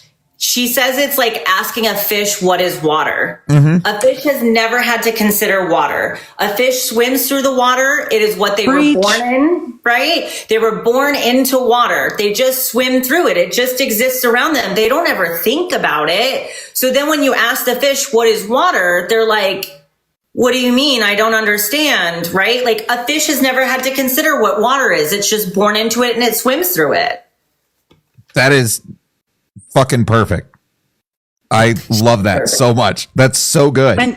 And because of that, because privilege is so baked in, is so innate to the white male experience in Western civilization, when other minority groups or women come around and say, hey, I'd like some equality or some equity or my seat at the table, that to white males who know nothing but the experience of 100% unchallenged privilege, that feels like oppression to them. Yes. Right? Equality and equity feel a lot like oppression when the only reality you have ever known is innate privilege. Yes. And I will. Danny speaks about the gender credibility gap also really well. Matt and I talk about the gender credibility gap how people listen innately to men, right? Like you are trained in society to essentially stop listening when women speak. Mm-hmm. Yeah. And sorry, go ahead, Dr. Dane. No. Go. I was going to say the one thing that I've been harping on a lot lately, specifically for white men, is that we don't have the answers because we've never faced systemic oppression before. What we have is the privilege to voice that opinion, because like what Felice was saying, and like what I've said, no matter how many times the two of you go out and say something, if I say the exact same thing, people are gonna be like, that is such a good fucking idea. Why didn't anybody ever say this before? And it's like, well, no, they have, you fucking troglodytes. You just won't listen to them because that they're not. means cave dweller, MAGA. Yeah, that means sorry. person who dwells in a cave. No, that's too long a word. MAGA doesn't get it. I know. That I means know. cave That's dweller. why I like using it. Sometimes they're like, I'm not a trogo. Okay, sure, dude. But if you're not a white man with a big beard and a megaphone, nobody's going to listen to you. And that's why I'll continue. I'll say it all day, every day. I don't have an original thought. Nothing I come up here and spew is anything that I came up with by myself. I listen to what everybody else is saying, and I'm like, well, nobody's listening to them, so let me just amplify that message again. And then people are like, oh, fuck, never thought about it that way. I was like, I know you didn't, stupid. Fucking stop. Start thinking about it. So I'm like, I just said that. yeah, exactly. I told Matt that last week. Literally, Felice is like "Nope, texting me that's that. the first and they're time I heard it. Never heard it. Never heard it before. It even happens so it happens on a grand scale, and then it happens on like a micro scale. Like my family is guilty of this. They will like all say something, right? And they will look to my male partner and they'll be like, is that true? And they're like, why, this is her area. Why are you asking me? Like, even if I know the answer, she is far more qualified to speak on it. Like, why is everyone turning to me and asking me if this is true? Mm-hmm. Right. And then we see it all the time in like lectures and things like that. When male colleagues say something, if somebody disagrees with it or whatever, they'll be like, I have a question about what you said. I'm curious about this part. Or, when you said this, did you mean this? Because I don't think, and if I say something, literally men will just be like, I don't think that's true. Right. And like, what evidence do you have? Right. What evidence do you have? What education do you have? Right. What's your expertise in this area?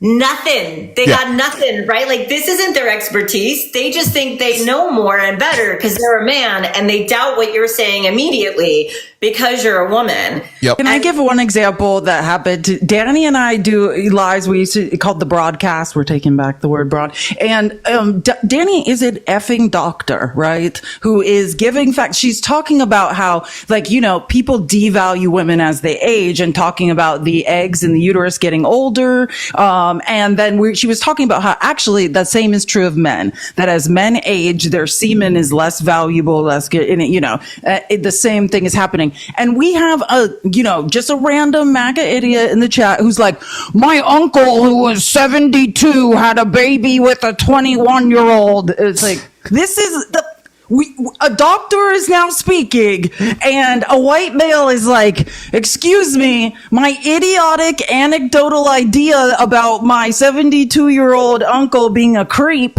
who violated a 19-year-old's body seems as relevant as the words a doctor is speaking right now.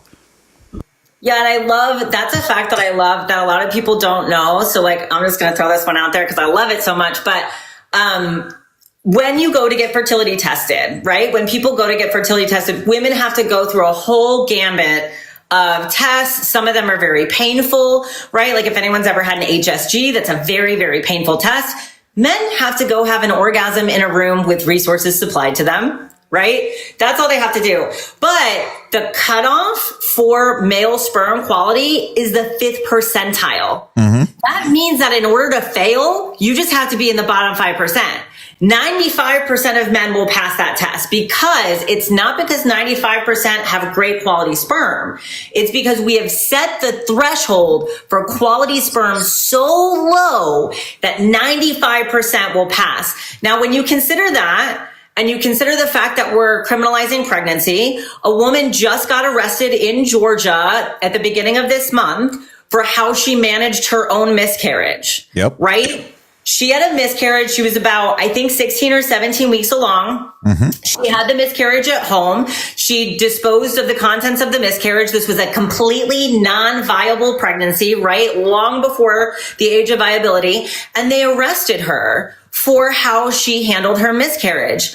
The majority of miscarriages are caused by male DNA, because it is the male it is the male DNA and the male sperm that creates the placenta, right? And also DNA fragmentation is what we generally worry about as men get older and older. Well, it's not to say that you have no sperm, and it's not to say that you have no eggs when you hit 35 or older. It's just to say that the quality goes down, right? So DNA fragmentation in male sperm increases between the ages of like 30 and 35, and then it exponentially goes up. The more DNA fragmentation you have, the higher and higher likelihood of having a miscarriage. There are women that have had babies at 70 years old as well, right? That's not to say that it can never happen, male or female, to create a baby, right? It's just to say that DNA fragmentation goes up. And that causes a lot of miscarriages, but we always blame women for the miscarriage.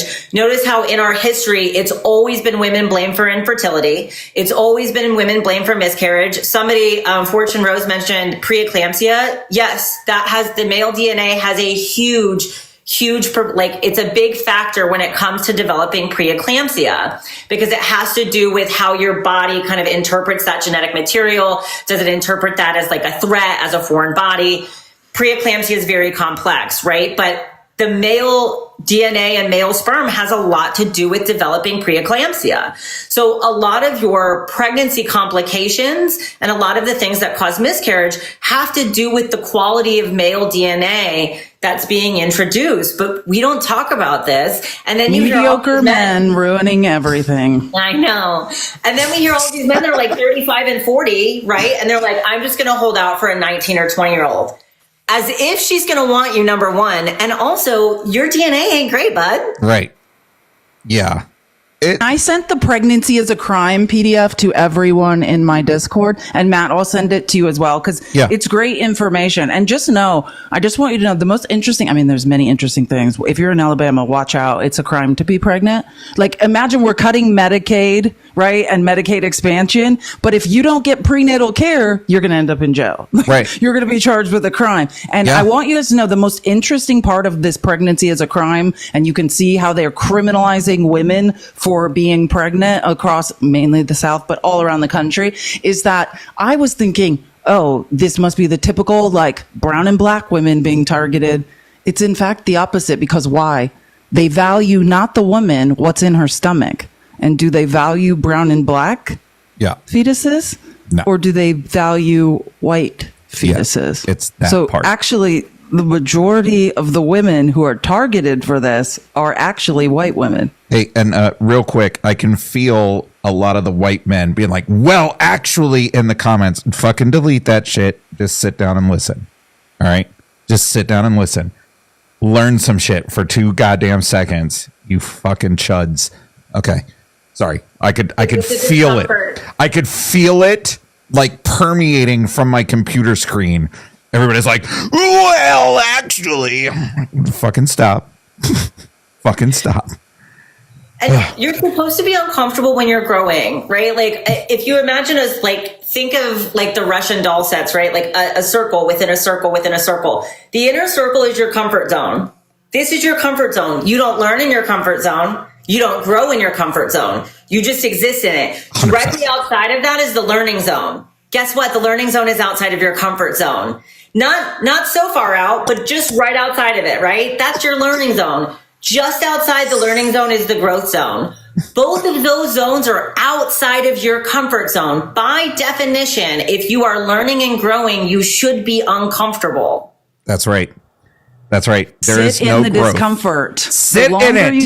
Sit in it. Let it wash. I hate it, but like that is where growth happens, is when you're uncomfortable and you think that can't be true. I've never heard that. What's happening when that defensiveness wells up in you, like it does in all of us, like 10 times a day? That's the moment where you just need to be like, damn, maybe this is a learning opportunity. What's better than expanding your knowledge base? Yeah. So, and I just saw the like, I watched it in real time. I told the white men to delete well, actually, and 50 people left alive.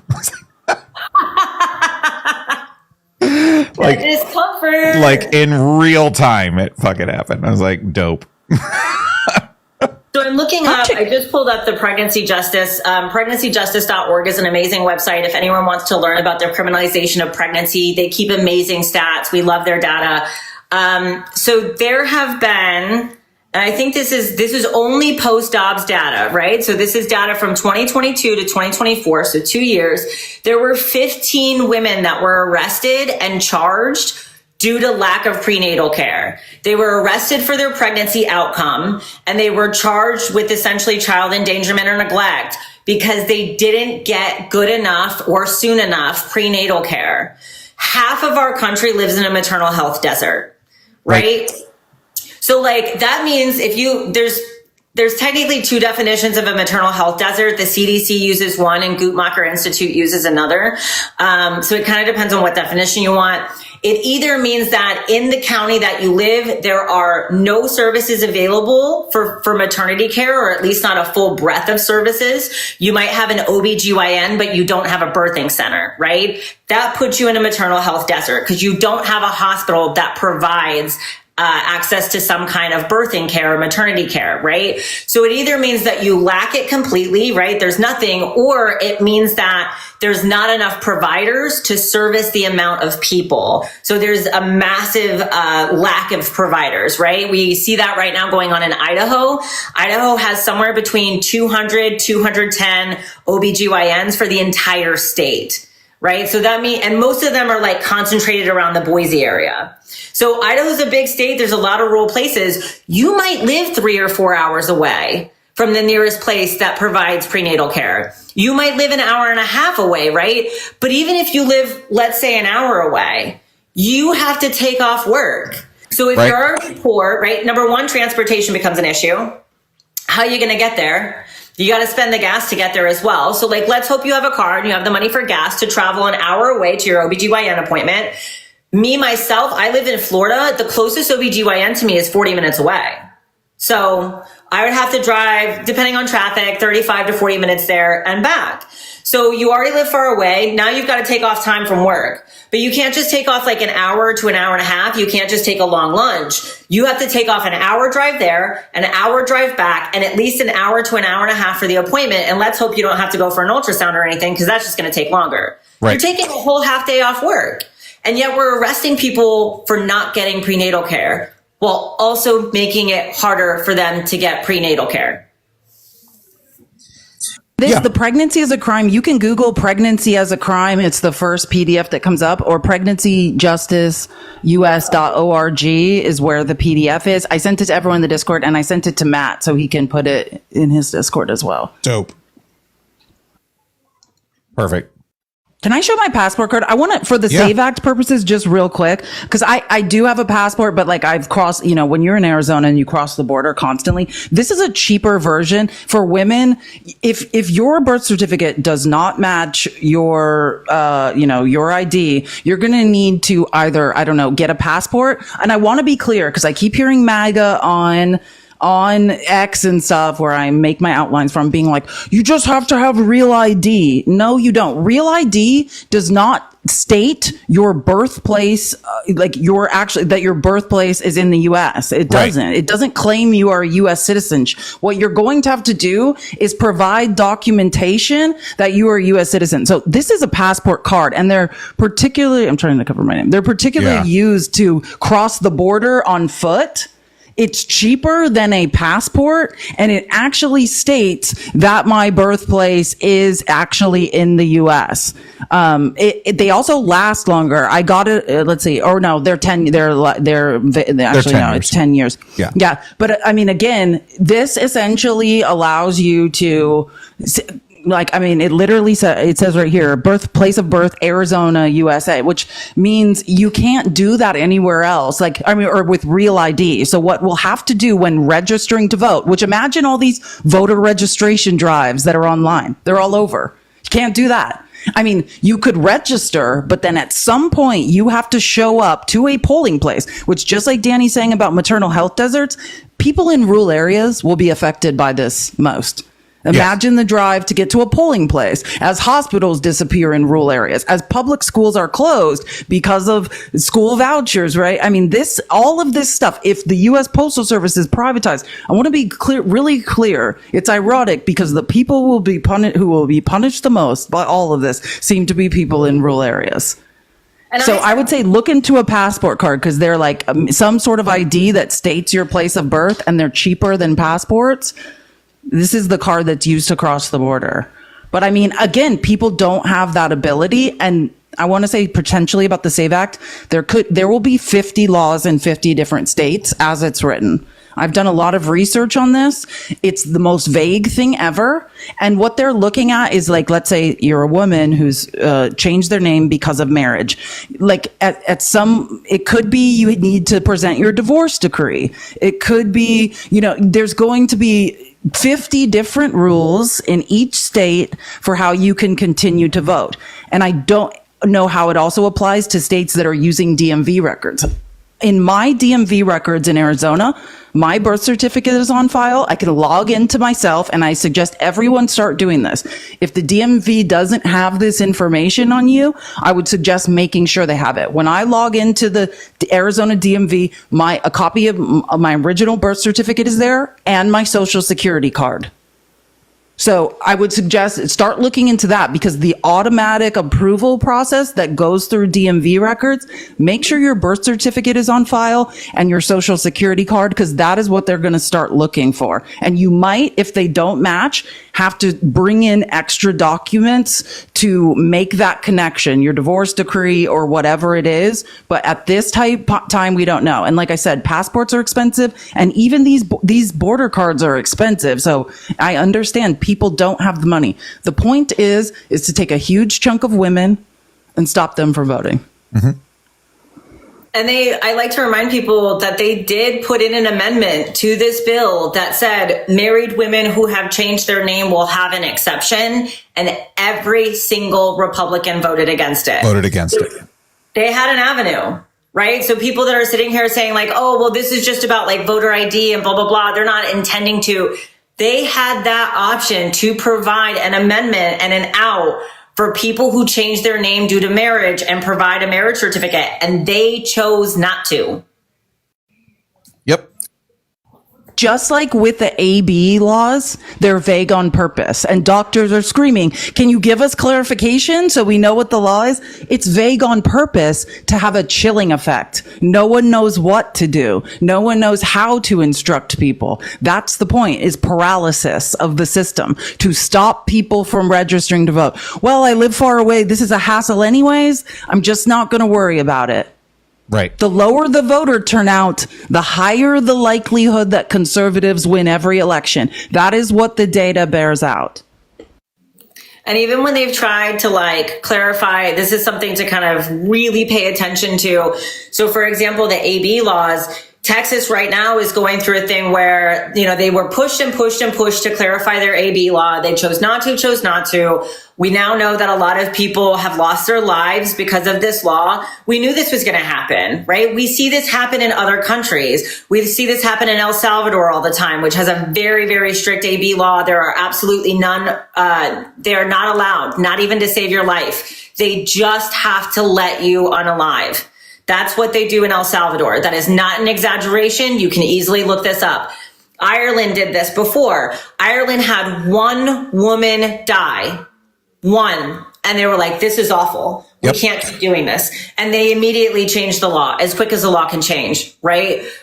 They don't care. So now they have this law that's going through Texas, and they're saying, we're going to clarify the law, and this is going to be a good thing. If you look at the bill to clarify this law, it actually makes the law more restrictive, and it gives a lot of fetal personhood. We have fetal personhood laws, and if anyone hasn't heard of these are laws that essentially say life begins at conception. That is before you are pregnant. You are not pregnant until implantation. So basic ex-ed here, the ovaries make the eggs travel down in the fallopian tube. The most common place for the egg to get fertilized is in the fallopian tube. That's why we see ectopic pregnancies. The most common place for an ectopic pregnancy is in your fallopian tube, because that's where it gets fertilized, and then it kind of accidentally implants there when it's not supposed to. Implantation is a very complex process that, quite honestly, we need to learn a lot more about. But it fertilizes in the fallopian tube, travels down to the uterus, and then implants in the uterus. The space between fertilization and implantation can be anywhere between like 5 and 10 days. Kind of depends on the person and when you got fertilized in your cycle and all of that. So they are claiming that an organism made up of only a few cells has the exact same rights as you do standing on this planet. And that person has rights before you're even pregnant. That opens the door to criminalizing a whole lot of behavior from women, right? But also this extends personhood rights to a fetus, which means if you do anything to harm that fetus, you can be held accountable. There was a very famous case that I believe came out of Marche Jones. Marche is definitely her first name. I could be wrong on that last name. I'm almost sure it was Marche Jones. She got injured. Somebody else injured her with a pew-pew, and she was charged. She lost her pregnancy. She had a miscarriage because of the place that she was injured. She was injured in her abdominal area. That caused a miscarriage, and she was charged with harming that child because she put herself in harm's way. We had another case that was out of the north, I think it was Massachusetts, where a woman was charged because she wasn't wearing a seatbelt and she was pregnant and she got into an accident. This opens it to criminalize a whole lot of stuff. And we're seeing personhood laws come into play in about half of the states right now. Something else that I'm seeing a big uptick in. It is Marche Jones. You were right. And if anyone's wondering, it's Marche, Marshae Jones. It's in Birmingham, Alabama. And this case happened before Dobbs. This was before the overturn of Dobbs. So was the seatbelt case. So something that I'm seeing a lot of, that I'm hearing a lot of reports and complaints of, and you've heard a couple people talk about this on TikTok, but I haven't heard a whole lot of news about this, is that a lot of AFAB people are being denied medication. They are not pregnant. They are not planning on being pregnant, but they are being denied needed medication for things like arthritis, Crohn's disease, a lot of different things. They're being denied medication because it has the potential to harm any potential fetus. So if as a doctor, I prescribe you this medication and then you go take it and maybe you take it for 6 months and everything's fine. But on that 7th month, you get pregnant and then you have a miscarriage, or on that 7th month, you get pregnant and then on a fetal anatomy scan, which doesn't happen until very late in pregnancy, or maybe on an ultrasound early in pregnancy, we realize that there's a fetal malformation. Can I get in trouble for giving you that medication? Can you get in trouble for taking that medication? So what we're seeing, just like Felice said, like you see this freeze, like this coldness of like, I don't want to provide care because I'm afraid I'm going to get in trouble. There's a whole host of women. This is not something uncommon. We're just not hearing about it in the news very often, that are being denied medication for their standard care because they might maybe get pregnant someday, and that might maybe affect that pregnancy. And you have a couple of questions in the comments, because I tried to watch the comments. First of all, someone said, aren't they concerned that they will lose their MAGA women with the SAVE Act? No, that's the point. Like, that's what we were trying to say with Hillary Clinton. They did the research. If they repeal the 19th Amendment, if women aren't allowed to vote, then conservatives will win the elections 100% of the time. They don't care if MAGA women can't vote. The point is just to stop as many women from voting as possible. But the question, Danny, I know you can really speak to, and I saw several people raise it, is can you speak to passports or the SAVE Act and like if your gender does not match your passport? Yeah, so essentially what we've seen, and again, like people think like, oh, well, that's fear mongering. It's really not. We're currently seeing like a trans travel ban. Because what's happening is if you have a passport that either says X, which used to be allowed, it's no longer allowed now. If you had a passport that said that, or your passport does not match the sex assigned at birth on your birth certificate, now your passport is void. Your passport is essentially considered not a viable passport anymore. Well, that's essentially a travel ban, right? For anyone that currently has a passport that has either an X or a gender marker that is separate than what is on your birth certificate, you now have a travel ban. You can't leave the United States anymore. And coming back to the SAVE Act part of that, if their passport is now invalid because it doesn't match their assigned gender at birth, going to vote and using a passport that with that passport being invalid, would that possibly invalidate their ability to go and vote also? I'm going to tell you yes. I think it's going to depend on who's there at the polls, right? But yes, legally, they could deny you. Am I going to say that someone couldn't slip through? No, someone could slip through, right? Like they may not check it as well or whatever. So I'm not saying like absolutely everybody they're specifically checking for this. Like someone could slip through, but they would have every right to deny you the right to vote under the SAVE Act because they would say these two things don't match up.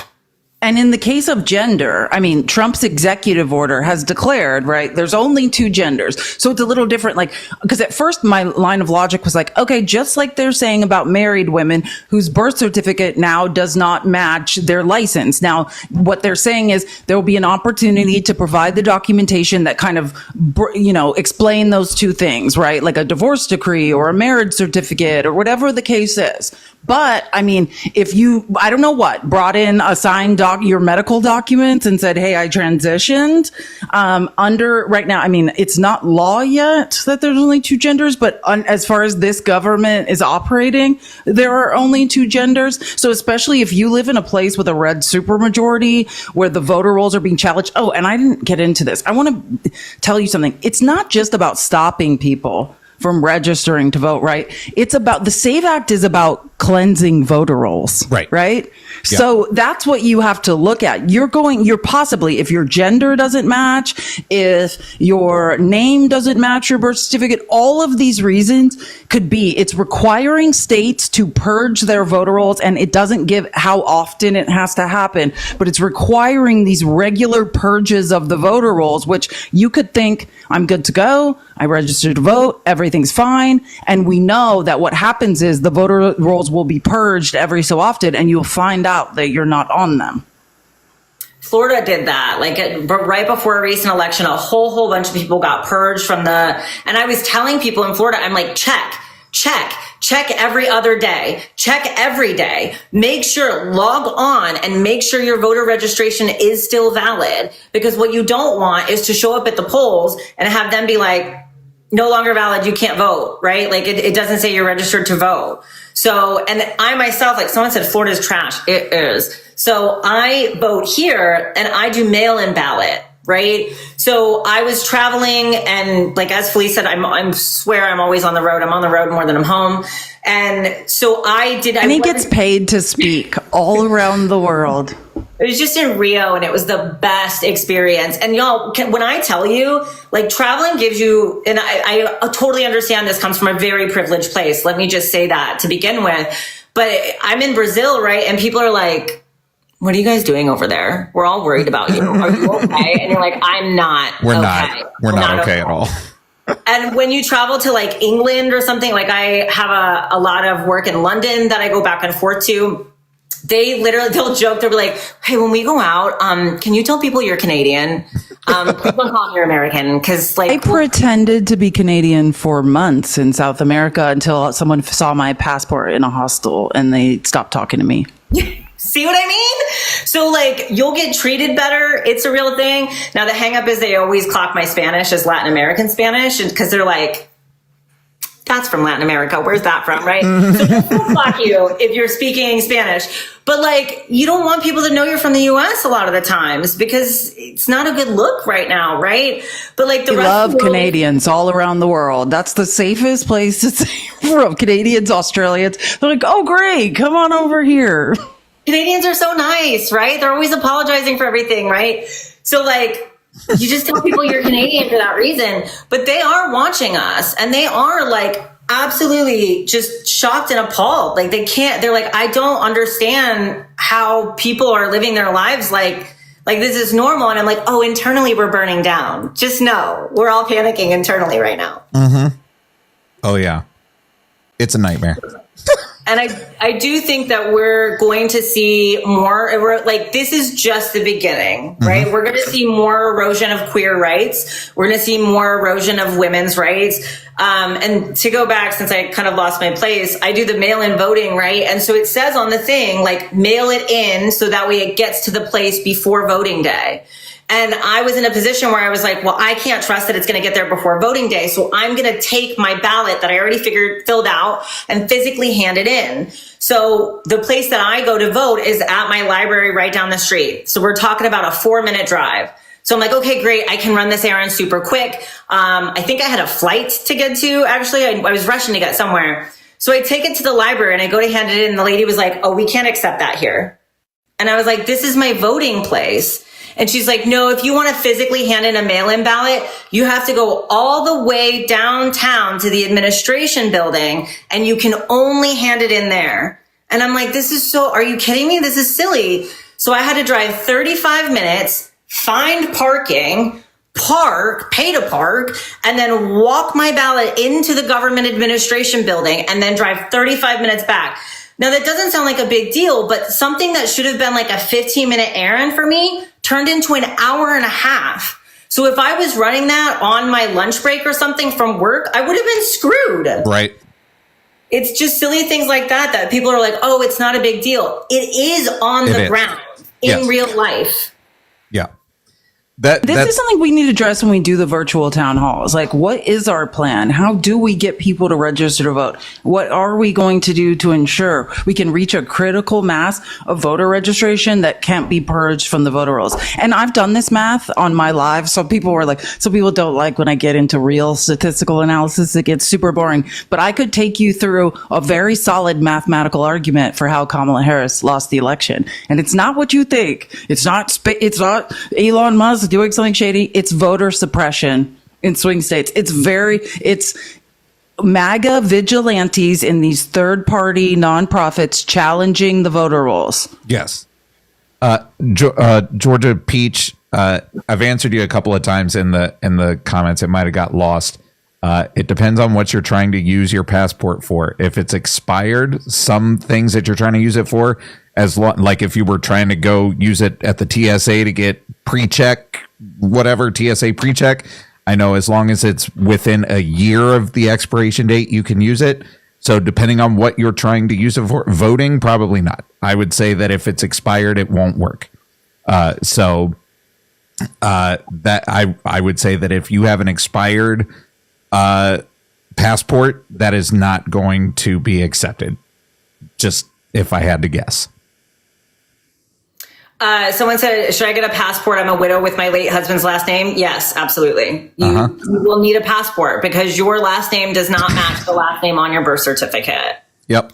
Again, this is another cheaper option. It's called, and I'm just reading off my card. It's called the United States of America Passport Card. It was previously used for border crossings on foot, but it says your place of birth. It's better than a real ID, and it's a little bit cheaper than a passport if money is an issue. But absolutely, like a passport or a passport card trumps everything else. Like once you have one, you're pretty safe, but be prepared for the supporting documents to be asked for and to show them as well. And like, this is the point. Everyone on this live, I don't worry about, right? You're tuned in, you're turned on, you understand. You have to understand the hundreds of thousands, millions of people that won't be able to vote. It's not us, right? Like, we know it's people that will never hear these conversations, will never hear about the SAVE Act, will assume that they can vote and will show up. The women in my family, my mom does not have a passport. My mom is afraid to fly over water, so she's probably never going to go overseas, right? She doesn't have a passport. My sister has a passport. It's going to expire in a couple years. And I know, at least in the state of Florida, if you have a driver, they will not accept an expired driver's license. So I do know, at least in the state of Florida, if your ID is expired, they will not allow you to vote now. So I'm guessing that if your passport's expired, they're also not going to allow you to vote. I can only speak for Florida, right? But in general, I would say it's going to be harder rather than easier, right? They're not going to make it easy on you. But I've been telling the women in my family who, as far as I know, it's my sister and I and maybe one other female cousin that has a passport. And so I've been telling all of them, I'm like, you need to get a passport. You need to get a passport. You're not going to have the right to vote. And they think I'm silly. Right. They're like, okay, what? It's just not going to happen. And you're like, it is literally, Google it. I don't know. Google, maybe it's because I'm a woman voting. Matt, maybe I need you to come over and hold a town hall. Yeah, I'm there. I got you. But this goes and back. I think maybe that's what we could do. We could fundraise and start a fund for people that need to obtain some access to I'm good. You all just give me acceptable some, ID. You all just give me some talking points, and I'll be like, look. No, this is just totally whatever we my- say, just repeat That's it. what and I- people that's will what be I'm saying. This I is mean, the like, first time I heard this. This is totally my idea. But this Us goes came back up like with you're it. No two brown-haired girls just said this. No, trust me, white men. No women have said this before me, so you know that I'm being honest about this. So, but this goes back to what we were saying about your family not believing you when you're saying things. It's because we've got society, the media, talking heads, and people on the internet sane washing everything that's coming out of Congress. They say this is what it's going to do. And then you have hundreds of people that come out and be like, well, actually, this is what they meant. And we have to stop doing that. We have to start believing these idiots when they say words. When they say this is what they're going to do, that's what they're going to do. You shouldn't need somebody coming out and be like, well, what the president of the United States actually meant was this. That shouldn't be a thing. That just shouldn't be a thing. No, and that's not like it. So I do a lot of like couples relationship sex therapy, right? That's not even good communication. Like you're doing labor to fill in holes and gaps into somebody's communication. When you're doing that, you're making assumptions. You're making conclusions, right? Like that's not what's happening. And also when Roe v. Wade overturned, so I literally remember exactly where I was when that leaked document came out, because I had flown to DC to do work and I was sitting in my hotel room, and all of us that worked in AB research and stuff, we knew this was coming, right? We were like, they are going to overturn it. Danny's a prophet. Everything Danny's told me since I've known her has come true, even faster than her timeline. I wish I don't want to be right. And I tell my family that all the time. I'm like, look, I would love to be wrong. And also I'm wrong about a million things a day. I'm positive of it and I know it. And also I'm not wrong about that one. Right. So that's how you know you're intelligent. Like the more intelligent you are, the more you know nothing. 100%, totally. Right.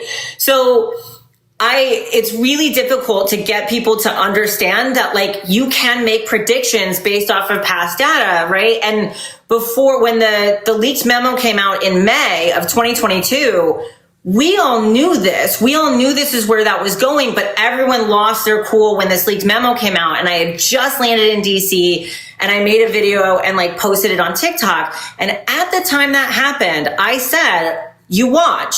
There's trigger laws in at least 13 states. People that need AB care for medical necessity will not be able to get it. People will unalive due to these laws, and we will also end up criminalizing pregnancy. And everybody said that's fear-mongering, that's ridiculous. Even if they overturn Roe v. Wade, it's just going to go back to the states and that's not going to happen. All of that happened. I contract at like the state, local, federal level, and I do education. I do talks on like reproductive health care, on the outcomes of banning AB care. I've talked to these red states. I've talked to some of the congressmen in these red states. They know they don't care. They don't care. So they've been told like these laws will unalive people. These laws will make people fearful of getting care. They don't care. Right. When you tell people these laws started to come down and people were like, well, a heartbeat ban, that sounds reasonable. It's going to lead to the unaliving of people. And it has in Georgia. We've seen several people unalive in Georgia due to their heartbeat ban, right? In Florida, we're making people give birth in the bathrooms of the ER because they won't accept them. They just won't accept pregnant people into the ERs anymore. They say it's too much of a liability. So they're just bleeding out in the ER, or in the ER bathroom, or in their car, in the ER parking lot, right? So we said all of this was going to happen. I said all of this was going to happen. People said that's silly. They tried to sane wash it. Guess what? It all happened. So like, Don't let this be the thing, right? Like it's the same, like Matt said, it's sane washing. It's the exact same tactics applied elsewhere. See it for what it is. Exactly. And someone in the comments asked, what's the difference between a passport card and a U.S. passport? Hey, if you have the funds, get a U.S. passport. What I'm saying is a passport card, like I have a U.S. passport and I have a passport card. A passport card will work for voting, right? It's better than having a real ID, right? It says your place of birth is the U.S., right? It says your place of birth in the U.S. So it qualifies you more than a real ID. And I'm saying it's cheaper to obtain one, but it's mainly used for crossing the southern border. I don't live near the northern border, but I assume also in the northern border on foot, right? Land and sea border crossings. Yeah, if you're land and sea, thank you, land and sea. And so if you're trying to fly to another country, no, a passport card is not going to take the place of a U.S. passport. It's just something, when you live 3 hours from the southern border, it ferries you back and forth pretty easily, but it's great for elections. It has the information it needs for elections. So I'm just saying, if money is a factor and you're desperate to make sure your stuff is in line to vote, that is probably the cheaper way. But I would say save up for the passport, because that is, once you have one, you just need to pay the renewal price. Yeah. And just so y'all are aware, just the passport card, according to, I'm on the State Department website right now, just the card to apply for the card is $30. Right? If you can afford it, that's for first time people applying for it for the first time. It's $30. If you can afford it first time for the book and the card, it's $160. Okay. So just be aware that there's also a $35 execution and acceptance fee. So it'd come out to almost $200. And you got to get the passport photo, same thing, and then there's the passport photo at a drugstore or whatever. Yeah. So just be aware, the card itself, you can apply just for the card, and it's $30. There's no execution or acceptance fee with applying just for the card. Okay. So $30. You will have to get your passport photo still, so that's another $10. So it'd be like $40 or whatnot to do that. But that's cheaper than like me going to the DMV and getting a real ID, which is like $75 to do it here at my DMV. So, and your passport card will work for domestic travel and all that shit also. So just, there you go. That's also, someone said this in the comments, request your long form birth certificate. I've recently done that. Get a new copy of your, because my birth certificate, I have it, but it's in tatters. Yeah. You can get another copy of your birth certificate. I think it depends, but it's like around $15 or something. Yeah. You can get another copy of your social security card. I think what is best, and like as we move into authoritarian fascism, these documents are going to become harder to get. And they're going to raise the barrier to get access to these, or the documents you need to provide. So I think, just for every purpose in the future, as we move toward a military state, obtain these documents and, ones original copies that are not in tatters, because my birth certificate was like falling into pieces. And that will help to safeguard and protect you going forward. Yeah. And just as a reminder, because this is something else as we talk about like women's rights being taken away and things like that.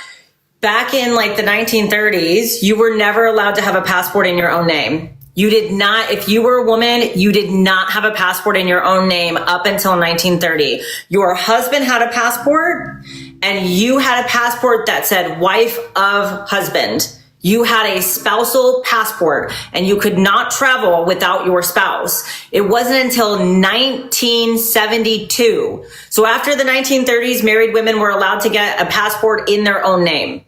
Single women could apply for a passport, but the government could deny it if they didn't think you had a good enough reason to travel overseas.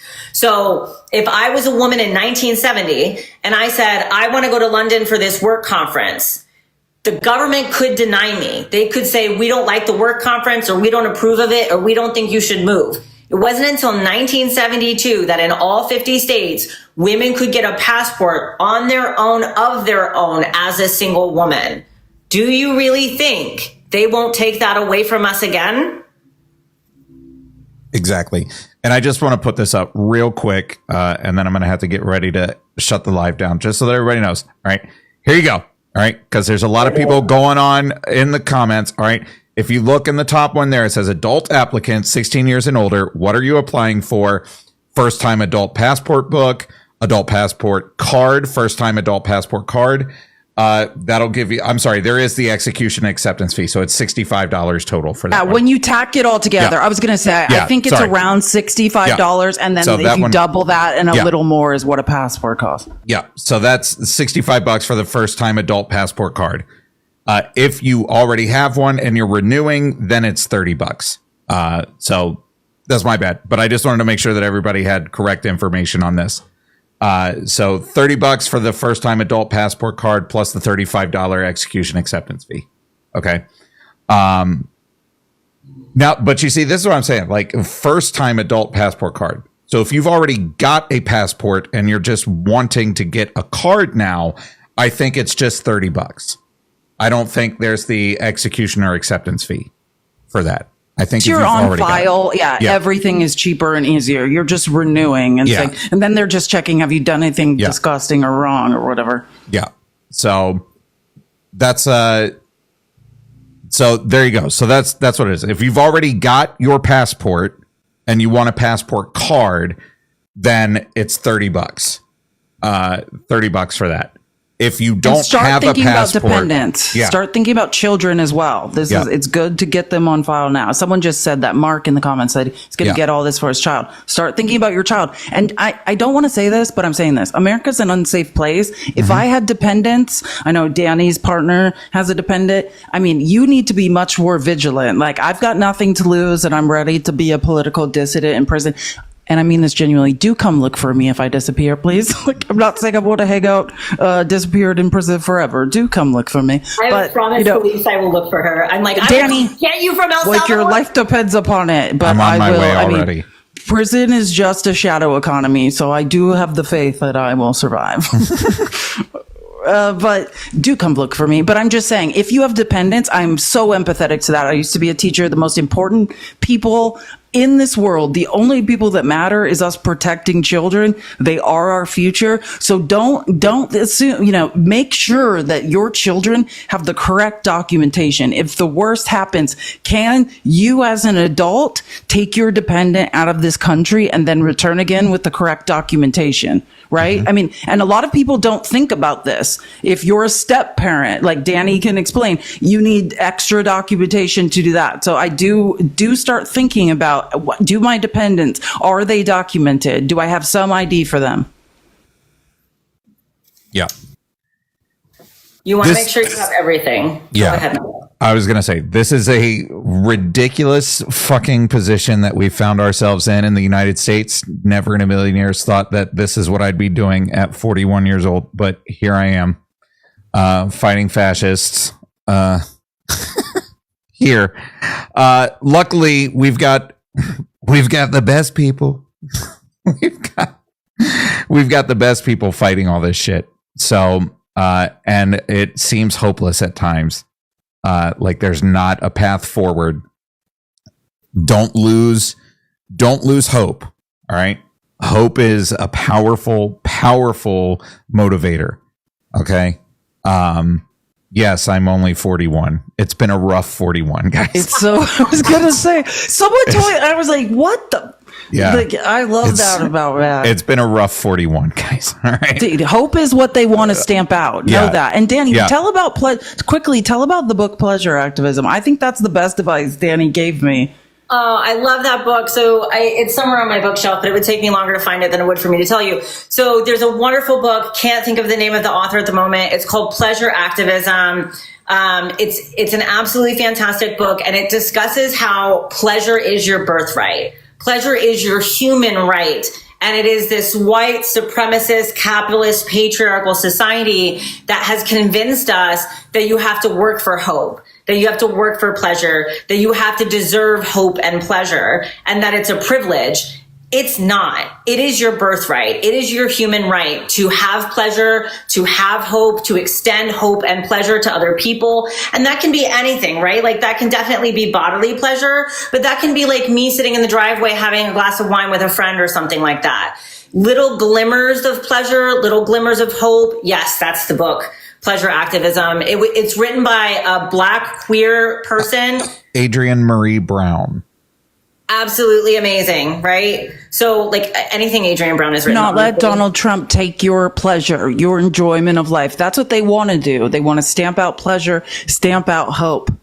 And it's easy in a capitalist, like patriarchal, white supremacist society to believe that those things are privileges. And they can make us believe like, no, you have to work and you have to give to the grind in order to deserve pleasure. You deserve to have pleasure and hope just by existing as a human being on this planet. Exactly. And that's why we always end every live with, it seems dire, shit's going down the tubes, but find a reason to smile today because joy is resistance. So joy is resistance. Hey, Dr. Danny, thank you so much for hanging out with us today. Thanks for having me. Anytime. I'm super shadow banned, so like, please do the likes, do the follows. Danny, if you could do this like the last hour every Tuesday, I think that would be amazing because this is. You or need a if you want to platform. you don't just have to do the last hour. You can or whenever the hell you want. It's totally fine. She has life, though. I know. I'm just saying, she's like, a real doctor. I know she's a real doctor. I'm saying if like you're not doctoring that day and you're like, let me go fuck off with these people for a little while. I always enjoy it. So I appreciate you coming up. We'll be back tomorrow. Felice, thanks for hanging out with us again today on Tuesday. Can I say two things? I just You forgot. can say Thank you whatever for you the want. super chats on YouTube. Someone said you are both fantastic, amazing duo of facts. Like, thank you. Matt and I scream at each other during lives that I get a little distraction. Thank you. And also the other super chat from Filipina Zena. I love Mick Angry Girl.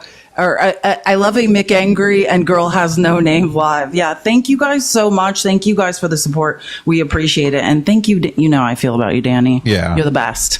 Absolutely. I'm honored to have just being able to have these conversations with you all.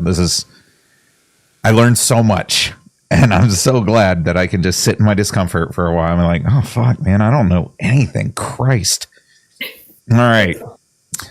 So you all, like I said, find a reason to smile today because joy is resistance and they really want you upset and hunkered down and not feeling like there's any reason to go for. So I appreciate you all hanging out with us today. We'll be back tomorrow to continue talking about the terrible. But we're gonna pepper in some joy in there too. We'll laugh every now and then. We have to. So again, thank you guys for hanging out with me. Love you guys. Take care. Be safe. We'll talk to y'all tomorrow.